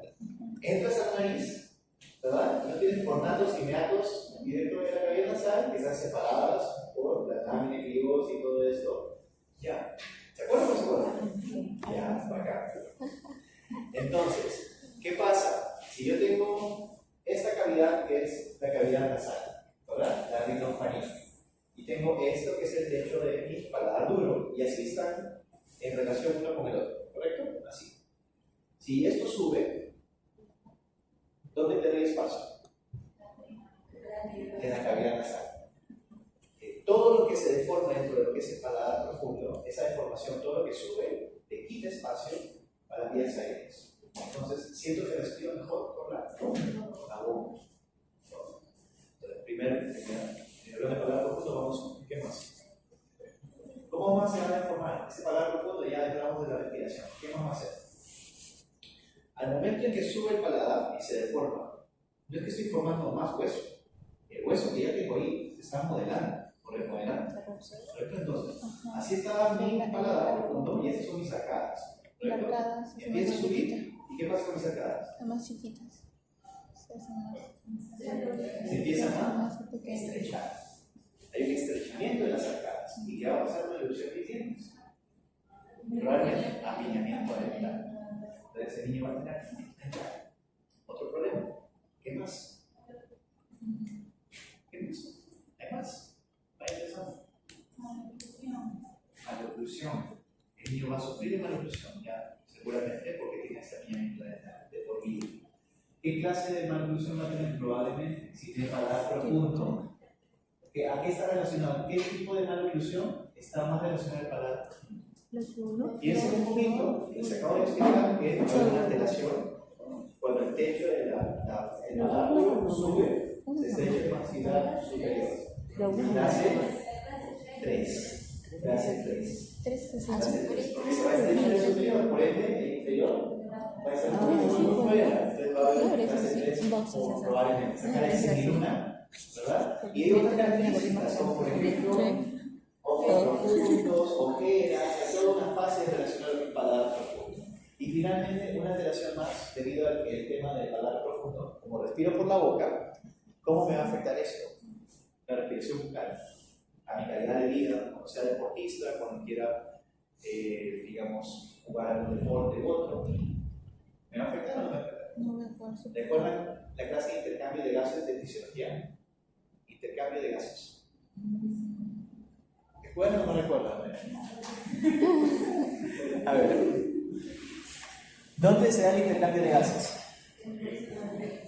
En los pulmones, a nivel del alveolo, ¿verdad? Alveolos.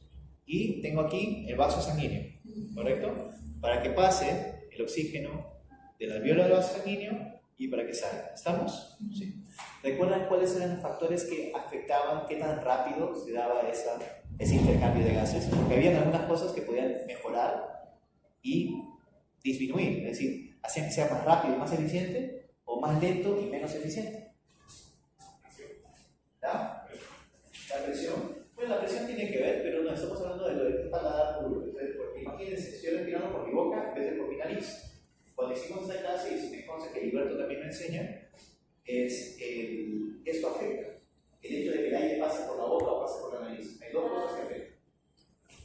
Para el intercambio de gases. La pronunciación. Ok, primero, cambio de temperatura del aire. El aire cuando se calienta puede pasar más fácilmente a través de la barrera que tenemos en los anteriores pulmones. Primero, el aire que va por la nariz tiene un recorrido más largo o más corto que de la boca. Más largo. Hay meatos, corrientes, estructuras que forzan a que el aire, digamos, pase un camino más sinuoso y suba de temperatura. Primero. Segundo, Filtra. también tiene que ver con el aire, con la calidad del aire. Mencionamos temperatura, Filtración. humecta un poquito el aire. Entonces también favorece el paso. Y finalmente, un tema de defensas. Filtra. El filtro. El niño que respira por la boca se enferma más frecuentemente o menos frecuentemente. Más. Enfermedades respiratorias con mucha mayor frecuencia, faringitis, amigdalitis, neumonía, etc. Muy bien. ¿Estamos? Entonces, todo lo que les he mencionado, en el examen les voy a preguntar, menciona 3, menciona 4, menciona 5, ahí tienen varios, ¿verdad? Formas o motivos por los cuales el uso de chupón, succión digital o cualquier tipo de parafunción puede generar problemas serios para toda la vida del paciente, no solamente durante la infancia. Y se fue otra vez. ¿Qué onda con esa computadora? No se para la computadora acá y se desconecta. El cablecito, pero. No, bueno, fuera. Ahora todo lo he puesto con Bluetooth. ¿Y es lo raro? Windows PK. Sí, es que mira, ya está puesto, pero por algún motivo cuando le da la gana se desconecta y se reconecta. En la clase anterior tuve que hacerlo 5 veces, que fastidia, porque como no es rápido, interrumpe. Pero bueno, no quiere que nos vayamos. Hay que esperar hasta que la chica Agárrese, digamos. Muy bien, bueno, vayamos mirando aquí mientras carga esta cosa. O sea, eso es súper delicioso. Súper niño, estoy acá, veo.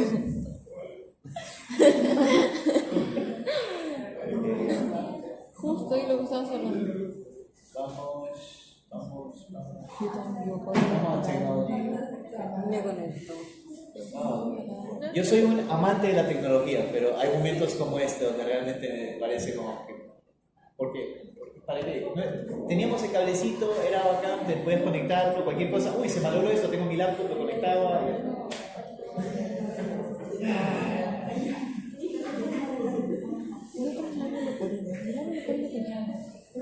La ventilación es cuando no se forma bien el paladar. Es de embrión. Doctor, labio leporino y labio fisurado es lo mismo. Sí, la diferencia es que, y para todos chicos, labio leporino, chicos, en el examen, la prueba de ingreso, creo que algunos mencionaron esto, por favor, ya no se usa el término labio leporino, porque todos conocen la lepra, ¿correcto? La lepra es una enfermedad que era muy trágica. Básicamente era como una descomposición lenta de los tejidos, las personas tenían heridas, llagas abiertas, morían por una sepsis, por infección. Y las heridas que se daban en ese tipo de enfermedad causaban defectos cutáneos, óseos, etc. Entonces, cuando salió el labio fisurado, la fisura labio-palatina, la gente lo asociaba con algo parecido a lo que te pasaba con la lepra ya una vez que estaba avanzada la enfermedad. Entonces se hablaba del labio leporino por la lepra, pero no tiene nada que ver con la lepra. El labio leporino es una malformación congénita, ¿verdad? Uno nace con esto. Entonces, hoy en día hablamos de fisura labio-palatina, fisura labial o, ¿cuál es la que mencionaron? Una comunicación mucosinusal. Paladar hendido. Bueno, ¿ya? ¿Listo? ¿Estamos? Sí, genial. Y nada con eso. Ay, mejor me río. Y si lo saca y lo vuelve a poner. O ya pagué el muy... Es que no es con cable. Ahora No, todo... no, la diapositiva para que se vea. Ah, una voz. Como si lo pudiese por el barrio cerca. Me agarra la nariz. Yo creo que me da gripe. A mí sí que me comienza por acá. La garganta me da. O sea, la garganta.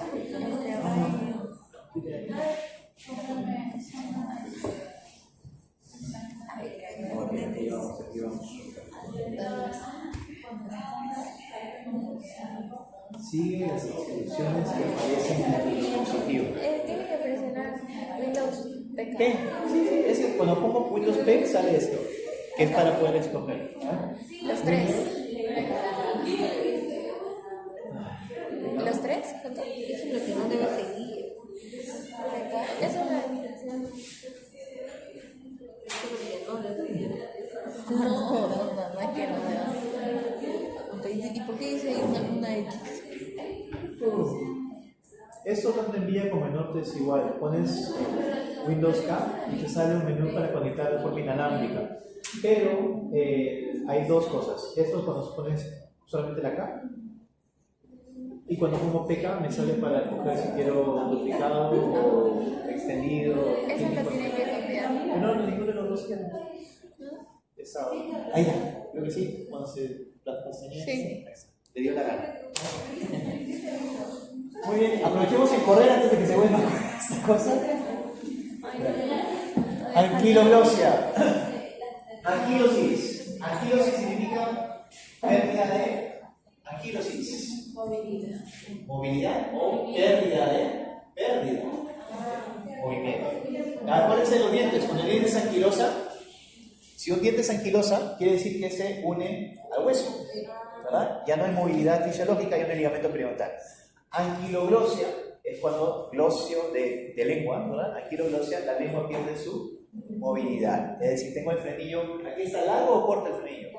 Si no puedo sacar la lengua, Cortito. está cortito. Es un frenillo cortito. El niño saca la lengua y hasta ahí llega, no llega más. ¿Qué se tiene que hacer ahí? Una frenectomía, definitivamente, para que se pueda alimentar mejor. ¿Odontólogos generales pueden hacer frenectomías? Claro que sí. Yo no las hago en pacientes tan chiquitos. En un adulto normal, pero en un bebé, yo sí, este caso lo derivo a un odontopediatra. Para algo está la especialidad. Estos casitos son más delicados y el sangrado de la lengua ya es bien complicado. En un bebé recién nacido, no me quiero imaginar lo que sería controlar, hacer una hemostasia, una hemorragia lingual. Debe ser algo bien bravo de controlar. No, gracias. Muy bien, aquí tenemos algunas alteraciones que se van a dar en la formación de los dientes, defectos de desarrollo en el esmalte. ¿Conocemos estos? ¿Sí? ¿Cuáles son los defectos que conocen? Hipoplasia del esmalte, ¿verdad? Amilogenesis perfecta. Genial, sí, se acuerdan. Ok, de eso sí se acuerdan. Muy bien, aquí tenemos los dos más comunes, la hipoplasia del esmalte y la hipomineralización. Hipoplasia del esmalte, van a ver que son efectos que son específicamente en una zona del diente, un diente en particular, ¿verdad? Y en caso de la hipomineralización, puede ser en piezas inferiores más predominante, pero también puede pasar en varias piezas a la vez. Esta es la hipomineralización molar inferior, HMI, que es muy común. Se va a dar a nivel del primer molar y como ven aquí no se está dando caries. El diente empieza a erupcionar y desde que empieza a erupcionar, antes de que termine de erupcionar, empieza a descascararse, empieza a fragmentar lo que es el esmalte. Después de 6 meses ven que todavía está acá en encía y recién cuando ya está terminando de erupcionar ya estamos perdiendo casi todo el esmalte y vemos una coloración amarilla. ¿Qué cosa estamos viendo ahí? La dentina, ¿no? Que está transluciendo.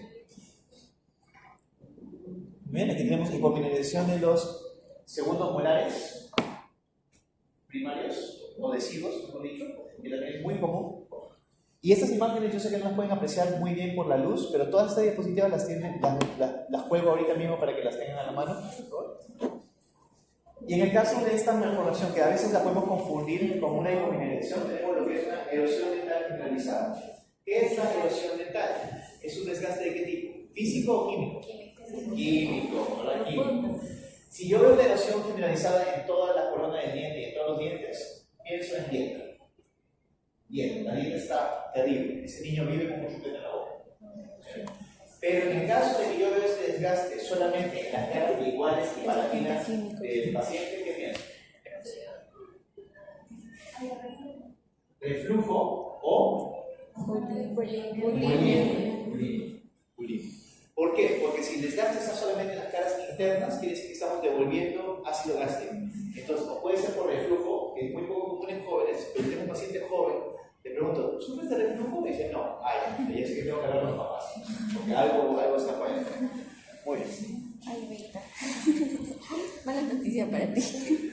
Muy bien, entonces, es importante también recordar, así como hablamos de la lactancia materna, hay una serie de cuadros transitorios por lo que pasa la madre durante la gestación. Es importante recordar que la mamá debería pasar una consulta antes de, como una profilaxis, antes de entrar en gestación, de ser posible. ¿Por qué? Porque todo tratamiento dental durante el embarazo es delicado.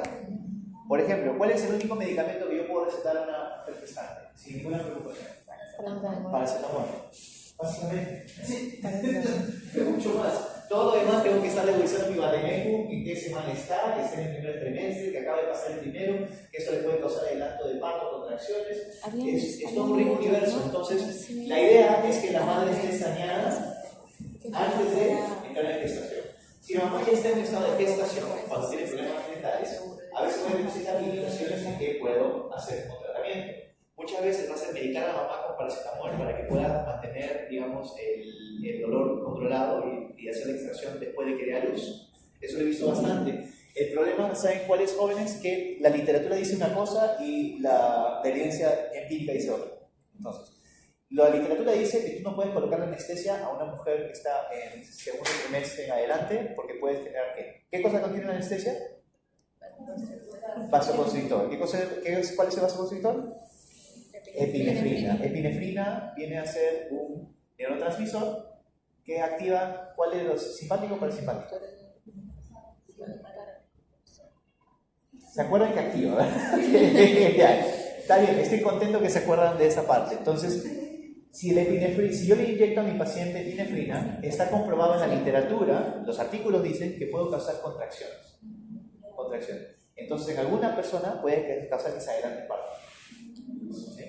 Entonces, imagínense el riesgo, tener una gestante de 6 meses ahí en cama y que ustedes le generen un parto prematuro por el uso de anestesia. Por ende, ¿qué cosa dicen? No se usa anestesia con vasoconstrictor.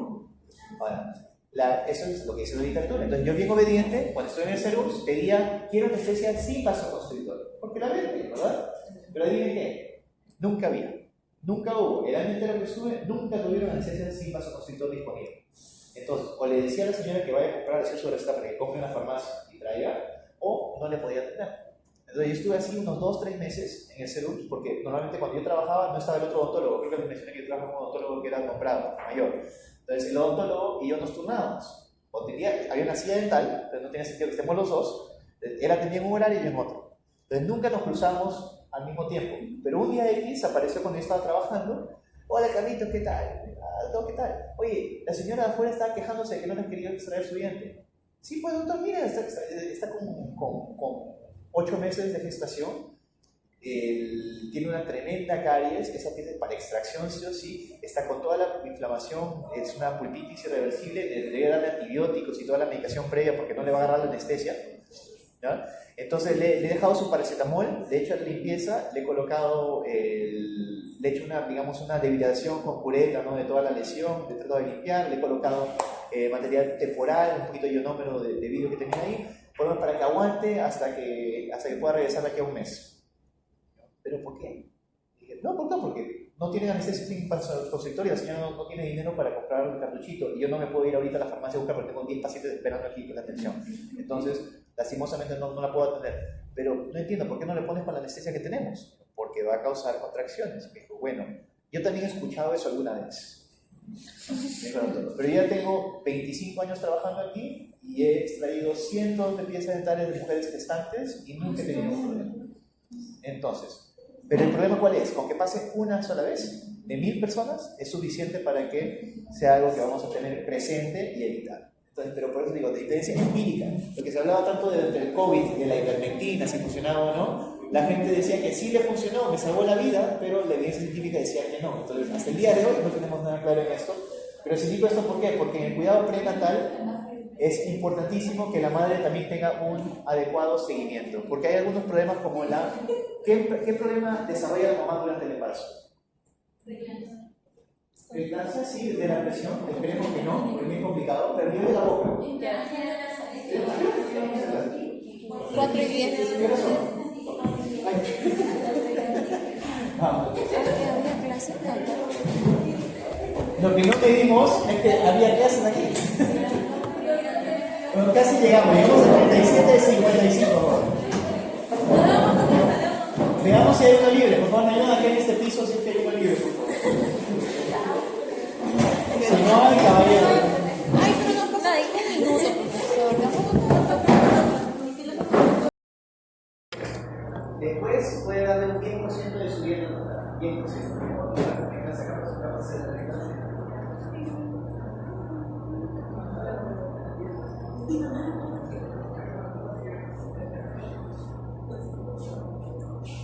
No creo que hayamos que estar relajados para que llegue tarde después de esos años, pero bueno, llevamos. Ok, entonces, técnica de cepillado dental básico que tienen que enseñar. Para niños pequeños, 2, 3, 4 años, ¿quién va a cepillar los dientes? ¿El niño? Los papás. El papá debería de cepillar los dientes. Una vez que el niño ya tiene el control motor para cepillarse, ¿qué técnica le vamos a enseñar al niño? Vas modificada a 45 grados. Técnica vertical. La técnica vertical. Los dientes de arriba se cepillan hacia abajo. Los dientes de abajo se cepillan hacia arriba. Los dientes de atrás para afuera. La lengua de atrás para afuera. Ya, esa es la técnica vertical, la más básica para niños pequeños. Una vez que el niño ya está en primaria, ya 6, 7, 8 años, la técnica de Fornes. ¿Recuerdan cuál es la técnica de Fornes? ¿Recuerdan? Es la que es circular. Movimiento circular, de atrás, circular, va siguiente sector premolar circular, anterior circular y lo mismo por dentro, ¿verdad? Esa es la técnica de Fornes. Entonces, tenemos que saber la técnica que vamos a enseñar al niño según su edad, porque ustedes tienen que capacitar al papá y al niño, ¿verdad? Entonces, importantísimo, la técnica de cepillado. Sí o sí, parte de la primera consulta. Segundo, darle al papá las explicaciones sobre la supervisión supervisión. Hasta los 8 años debería cepillarme yo al costado de mi hijo o acompañar a mi hijo. Mientras se cepilla él, lo estoy mirando y supervisando. ¿Por qué? Porque los niños tienden a no cepillarse adecuadamente. ¿Cuál es la típica? Por ejemplo, los papás, para saber si su hijo se cepilló, y veo que yo lo hago. Cuando es de noche, le pregunto, Nico, ¿cepillaste? Sí, papá, a ver, ven, sopla. Abuela menta, se cepilló. ¿Qué hizo mi hijo?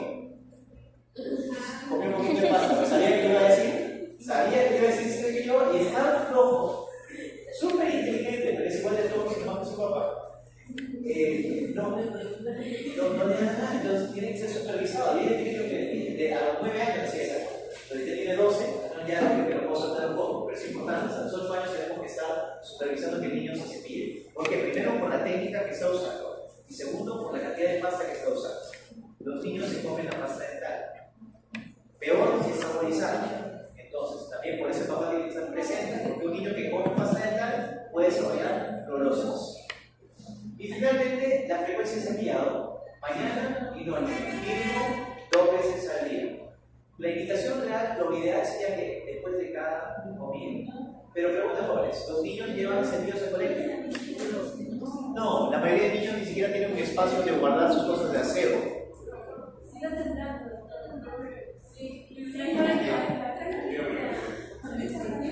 Soy honesto, si es que hay un terremoto fuerte, prefiero sacar. Ese edificio está bien hecho. En mi casa salgo corriendo carajo. Pero aquí, cuando un edificio está hecho correctamente antisísmico, se mueve. No sé si han visto los videos de Japón cuando hay un terremoto. Los terremotos parece que estuvieran bailando así. Es antisísmico, va a ser antisísmico. Es súper seguro. Es seguro. No podríamos estar en un mejor lugar en caso de que Dios nos quiera pasar y que nos toca. No tal vez no sea este año, pero dentro de nuestras vidas, así seguramente va a haber un fuerte terremoto de clima, porque ya toca. Las placas tectónicas hace más de 100 años que no tienen nivel por acá. Y ahora en Chile, lo mismo en el Ecuador. Nos van a saltar, así que nos toca. Y se han visto los videos y me da una preocupación que para mí no hay nada más terrible que los videos cuando pasa esto de pasar en Turquía, peor con niños. En México me dejó enfermo, porque tengo hijos. En México un colegio entero, no sé si recuerdan, que era de 6 pisos, los 2 primeros pisos colapsaron y cayeron sobre los 2 primeros. Entonces había algunos niños de 4, 5, 6 años en los escombros que estaban sacando 2 días después del terremoto. No hay nada que me pueda imaginar que pueda ser peor pero probable. Pero bueno, es parte y por eso también hay que estar precavidos. ¿Quién tiene su mochila de emergencia? Todos la tuvieron cuando pasó de Chile, todos tenían su mochilita con su linterna, sus atunes, todo, y después como pasó un mes, 2 meses, era todo el desayuno. Caballero, pero es importante. Muy bien, entonces, asesoría nutricional. Nosotros no vamos a hablar sobre lípidos, no vamos a hablar de proteínas, de valor calórico, de alimentación balanceada, no, nos vamos a enfocar en el consumo de azúcar. ¿Cuánto azúcar puede consumir un niño? Hasta los 2 años, 0, según OMS. Según normas de otros países, Alemania, Suiza, hasta los 4 años. ¿Verdad? Pero la OMS nos pone eso como un mínimo. 0 de azúcar hasta los 2. A partir de los 2 años, el máximo que puede consumir un niño es 10% de su dieta en azúcar. ¿Por qué lo decimos así? Porque a veces nos confundimos. En la pirámide alimenticia, de lo que ustedes pueden comer en todo el día, tenemos 3 grupos principales de alimentos, ¿verdad? Carbohidratos, proteínas y lípidos. ¿Qué consumimos más de todos esos alimentos? Carbohidratos. Aproximadamente, ¿qué porcentaje es carbohidratos de lo que comemos diario? 60, 50 al 60% de lo que comemos es carbohidrato. Pero de esos carbohidratos, solamente una parte, una fracción puede venir de azúcar. Entonces, vamos contextualizando. Entendemos que como adultos es un promedio de 2000 calorías que necesita un adulto. 10% de 2000, 200 calorías. Entonces, ustedes como adultos, máximo pueden consumir 200 calorías de azúcar. Pregunta, ¿cuánto es eso? ¿Mucho o poco? Revisen una etiqueta de un producto alimenticio y van a notar que es poco. 200 calorías es menos de 50 gramos de azúcar. Aquí tenemos la correlación. 100 calorías son igual a 25 gramos de azúcar. Revisen las galletas que comen, el helado, el desiduri, y van a ver que ahí dice por porción, por cada porción, cuántos gramos de azúcar contiene. 50 es máximo para un adulto, pero ahora vamos sacando la línea para un niño. Si el niño no necesita la misma cantidad de energía, es decir, el niño de 3 o 4 años necesita 1000 calorías, que es la mitad de lo que necesito. Por lógica, ¿cuántas calorías es el máximo que puede consumir ese niño de 3 años? 100 calorías. ¿Cuánto es ese máximo? 25 gramos. ¿Y dónde encontramos 25 gramos, por ejemplo? 2 galletas y media. 2 galletas y media de las que vienen 4 en un paquetito. Ya estamos al límite. Se come el paquete entero, ya vuelvo. Ya vuelvo. Entonces, por ahí, sí, puede parecer un poco raro, pero así es correcto. Entonces, por eso es que tenemos que tener claro de que el tema del cambio de comportamiento de los niños es que haya más déficit de atención, niños más inquietos, que las niñas digan que tienen que estar medicados, va de la mano con el tema de la dieta. Esos niños comen una bomba de azúcar en el desayuno, en el almuerzo, la lonchera, ya hemos mencionado varias veces. ¿Cómo viene la lonchera? Siempre hago ese comentario. La lonchera típica. Jennifer, ¿qué te mandaban para tomar? La lonchera. En el colegio era. Obviamente, en el colegio. En el colegio. Un juguito. Si tus papás tenían tiempo, te preparaban un jugo natural con azúcar. Entonces, un jugo de papaya. ¿La papaya tiene azúcar? ¿Sí o no? Fructosa, tiene azúcar, pero le agrego azúcar artificial de mesa, sacarosa pura. De ahí, de comida, ¿qué cosa te mandan? Papa con huevo, un pan, la típica con algo, lo que te guste. Pan con pollo, pan con hamburguesa, pan con hot dog, pan con palta, lo que sea. Pero el pan es carbohidrato fermentado, entonces más azúcar. De ahí, ¿qué más te manda en la lonchera? Una fruta, por supuesto, para que esté balanceado. Y él tiene fibra, todo lo que tiene azúcar también, fructosa. Y ya le llama para matar al niño su postre, su galletita, su quequito, su cupcake. Ya el pobre niño está volando en azúcar. Y de ahí tenemos por qué hay más diabetes infantil, obesidad infantil. Ahora, jóvenes, esto de aquí, sabiendo desde ahora, tiene que pensar. ¿Por qué? Porque tienen que saber cuántas calorías, cuando pueden con un niño que llega a la consulta o al colegio, tienen que saber, según la edad del niño, cuánto azúcar puede comer. ¿No? Entonces tienen que decir a la mamá, señora, ¿cuántos años tiene su hijo? Tiene 8 años. Ok, tiene 8 años. Entonces está en ese rango. Hasta 1400 calorías. Si el rango es de 1200 a 1400, y les digo que les saben, ¿cuál es el máximo de azúcar que puede consumir un niño de 8 años? 140, excelente, porque ese es el máximo, ¿verdad? El máximo. Si le ponen 120, ese no es el máximo, es el rango, es el mínimo del rango, el máximo real es 140. ¿Estamos? Bien. Entonces, no es tan difícil, acuérdense de los extremos y se van a acordar de los demás. El mínimo, el niño de 3 añitos, el niño de 1 añito, un bebé, 0 azúcar, ¿correcto? Pregunta trampa, me encanta poner eso en el examen. ¿Cuánto es el máximo de azúcar que puede consumir un niño de 1 año o de 2 años? 0 gramos de azúcar, ¿correcto? Porque hasta los 2 años no podía. Pero entonces vamos a 3 años. Tenemos aquí 2 a 3 años, 1000. Aquí empezamos así a calcular, ¿verdad? A partir de este punto. De ahí tenemos 4 a 8, 1400. Y por lógica, de 8 sigue 9 a 13.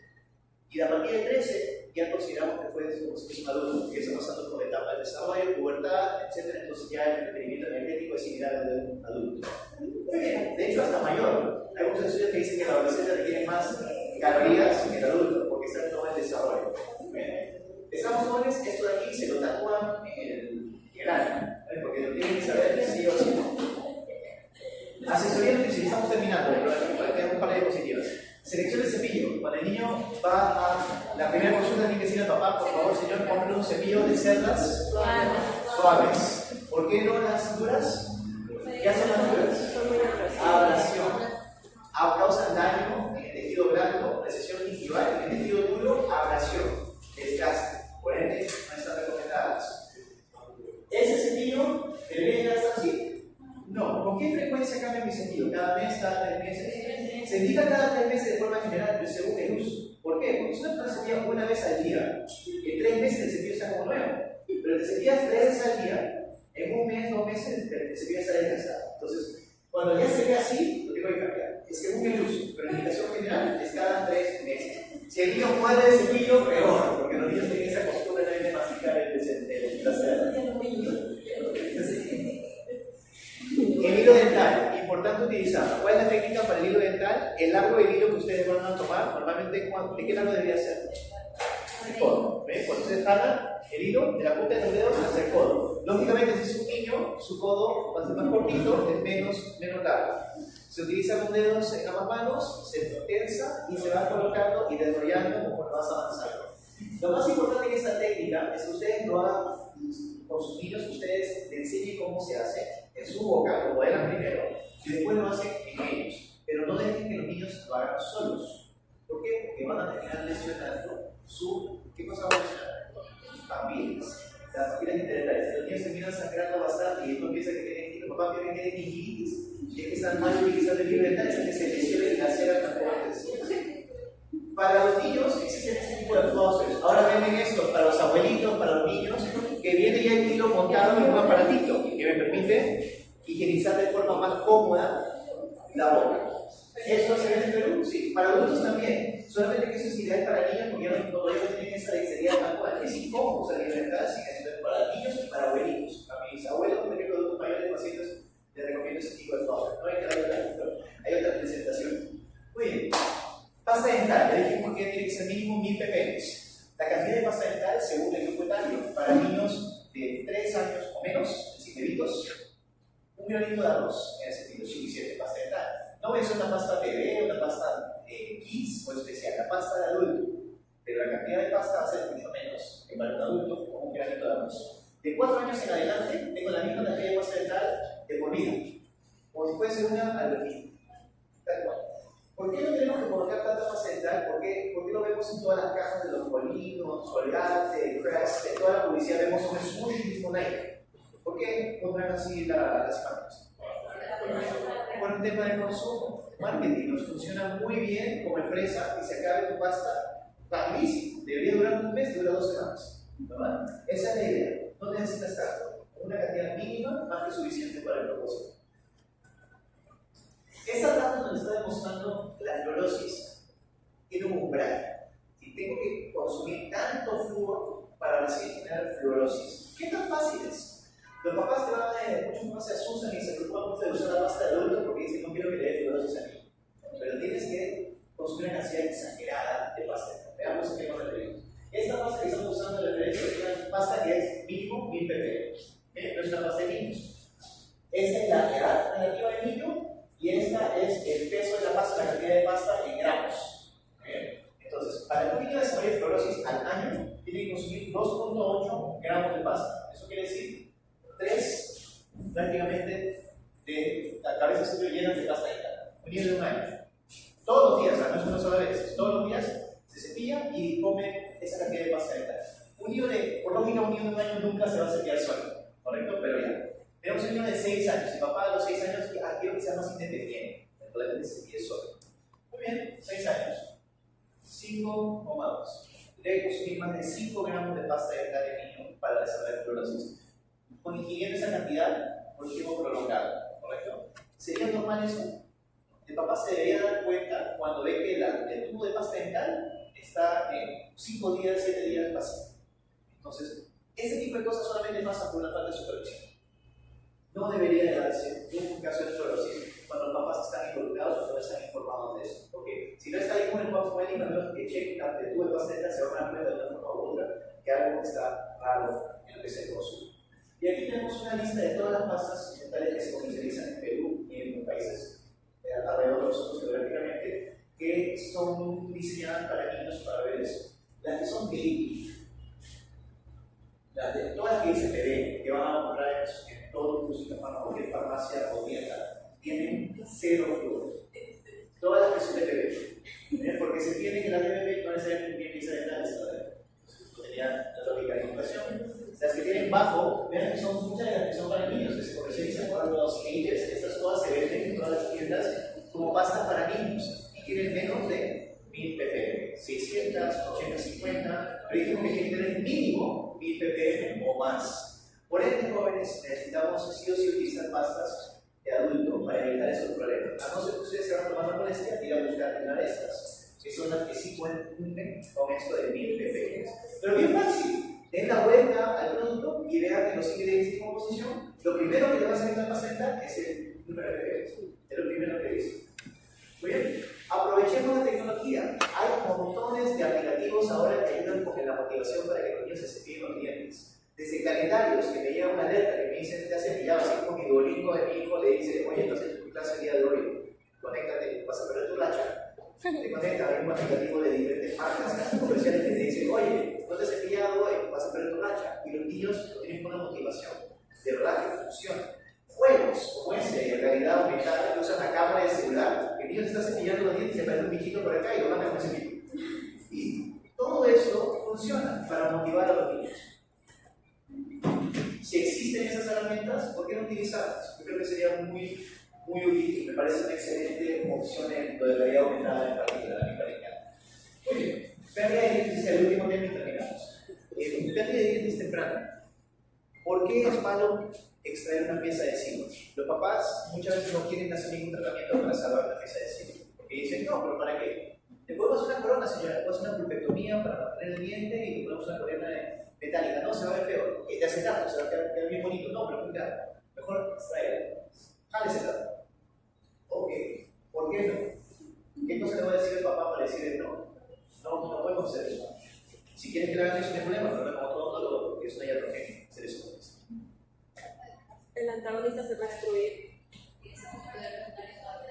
Muy bien. Al momento de yo extraer una pieza, las piezas buscan estabilidad tridimensional, por ende se van a empezar a desplazar.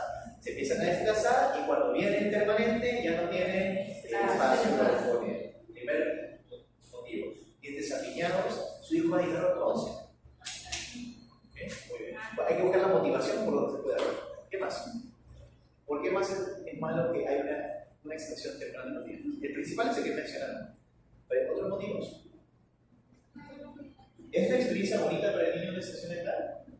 No, por más que no haya mucho dolor, tiene que ser traumático. Tienes ahí un alicate jalando parte de tu cuerpo y tratar de extraerlo de forma forzosa. Entonces, buscar tratamientos que sean menos traumáticos también es favorable para evitar el tema de la sensibilidad de la banda. En el caso de la pérdida de dientes, es muy importante que los papás entiendan que los dientes van a hacer eso cuando hay una ausencia. Entonces, sería muy bueno que en su consultorio tengan algún material, un video, alguna literatura que puedan usar para describir lo que están diciendo. Eso es mucho mejor que explicarlo. Si ustedes le dicen, entienden, pero si lo ven, un ejemplo, 1000 veces más efectivo. En el caso de un traumatismo, un accidente en el cual sí se perdió el diente, es decir, el diente ha salido de su alveolo completamente, y el diente está entero, es algo bastante común, aunque no lo crean, pasa bastante. Particularmente, ¿qué dientes serán los que tienen este tipo de accidentes? Incisivos, centrales, superiores o inferiores. Superiores. Principal, piénsenlo así, cuando yo me caigo, ¿dónde golpeo primero? Superiores. Entonces, tanto intrusión como abulsión, fractura, tienen siempre más prevalente y centrales superiores. Ahora, estoy ante una emergencia. El diente salió de la boca del niño, está en recreo, jugando pelota, le tiró un codazo y salió volando y se hizo superior. Se cayó al piso. ¿Cuál es el protocolo para llevarlo al consultorio? Agua con leche para suelo fisiológico, lo ideal.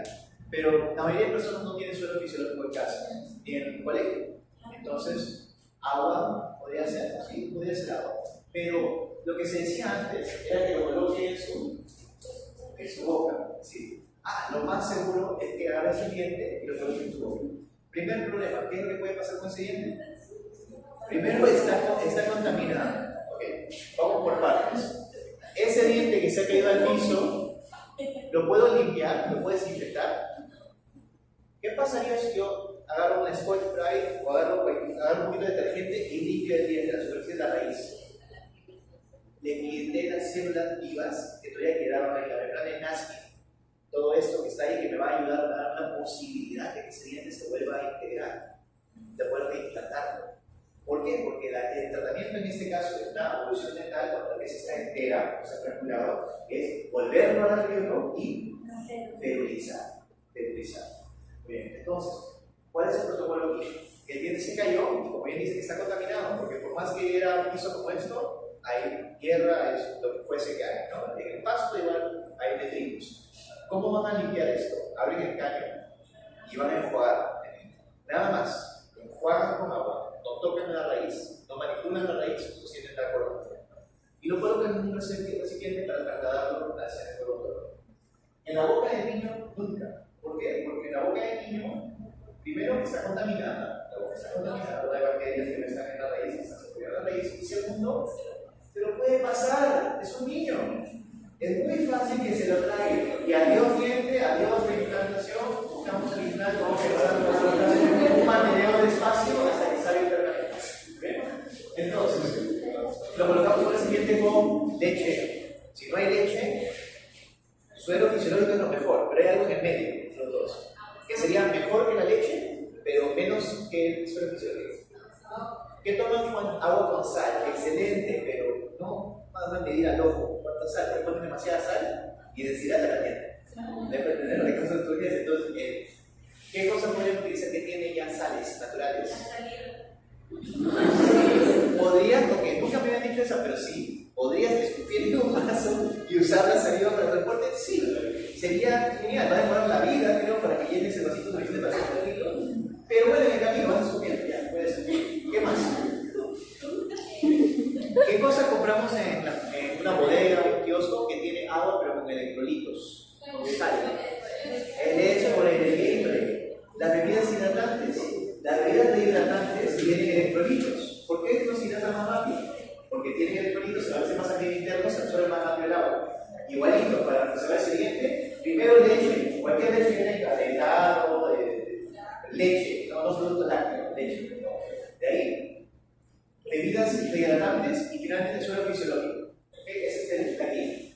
Muy bien, jóvenes, y si esto se hace, ¿tenemos un buen pronóstico de saludable? Sí. ¿Pero de qué depende? Depende del tiempo. Si pasa una hora o menos, pronóstico favorable.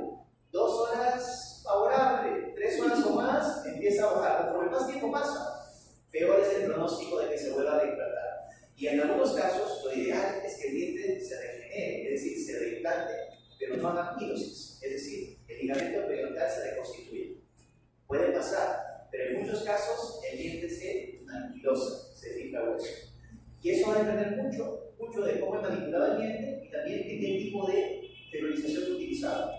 ¿Para qué cosas conocen ustedes que puedo utilizar para ferilizar el diente? Resina, que la resina se coloca en el diente para fijar algo, pero ¿qué cosa sería el alambre que conecta? Puede ser alambre quirúrgico, que es lo que usan los cirujanos cuando te fijan la mandíbula para que no haga una fractura, te amarran la mandíbula.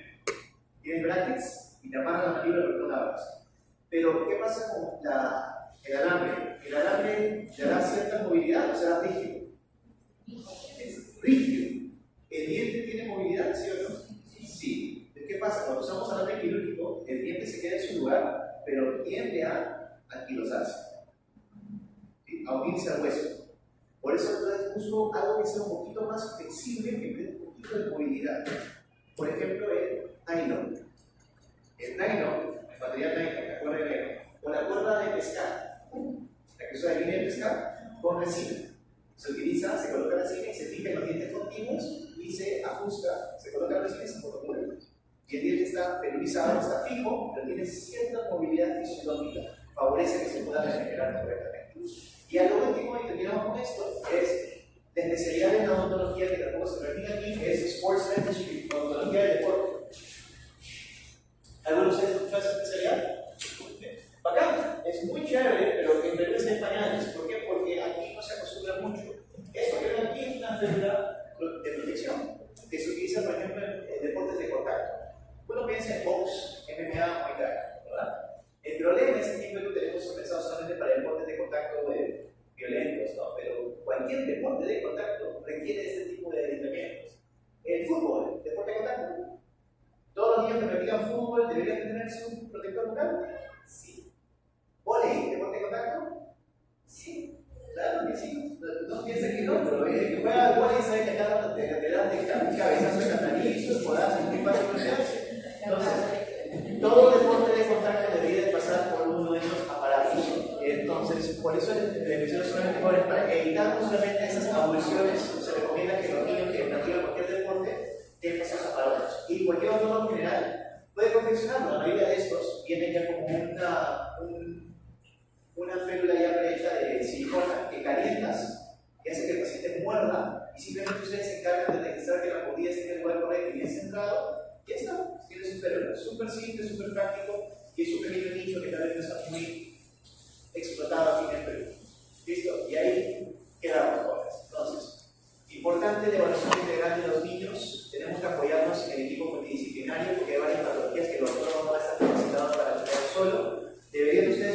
ser un odontopediatra de confianza que van a referir a sus pacientes, un fonoaudiólogo de confianza y un otorrinolaringólogo de confianza.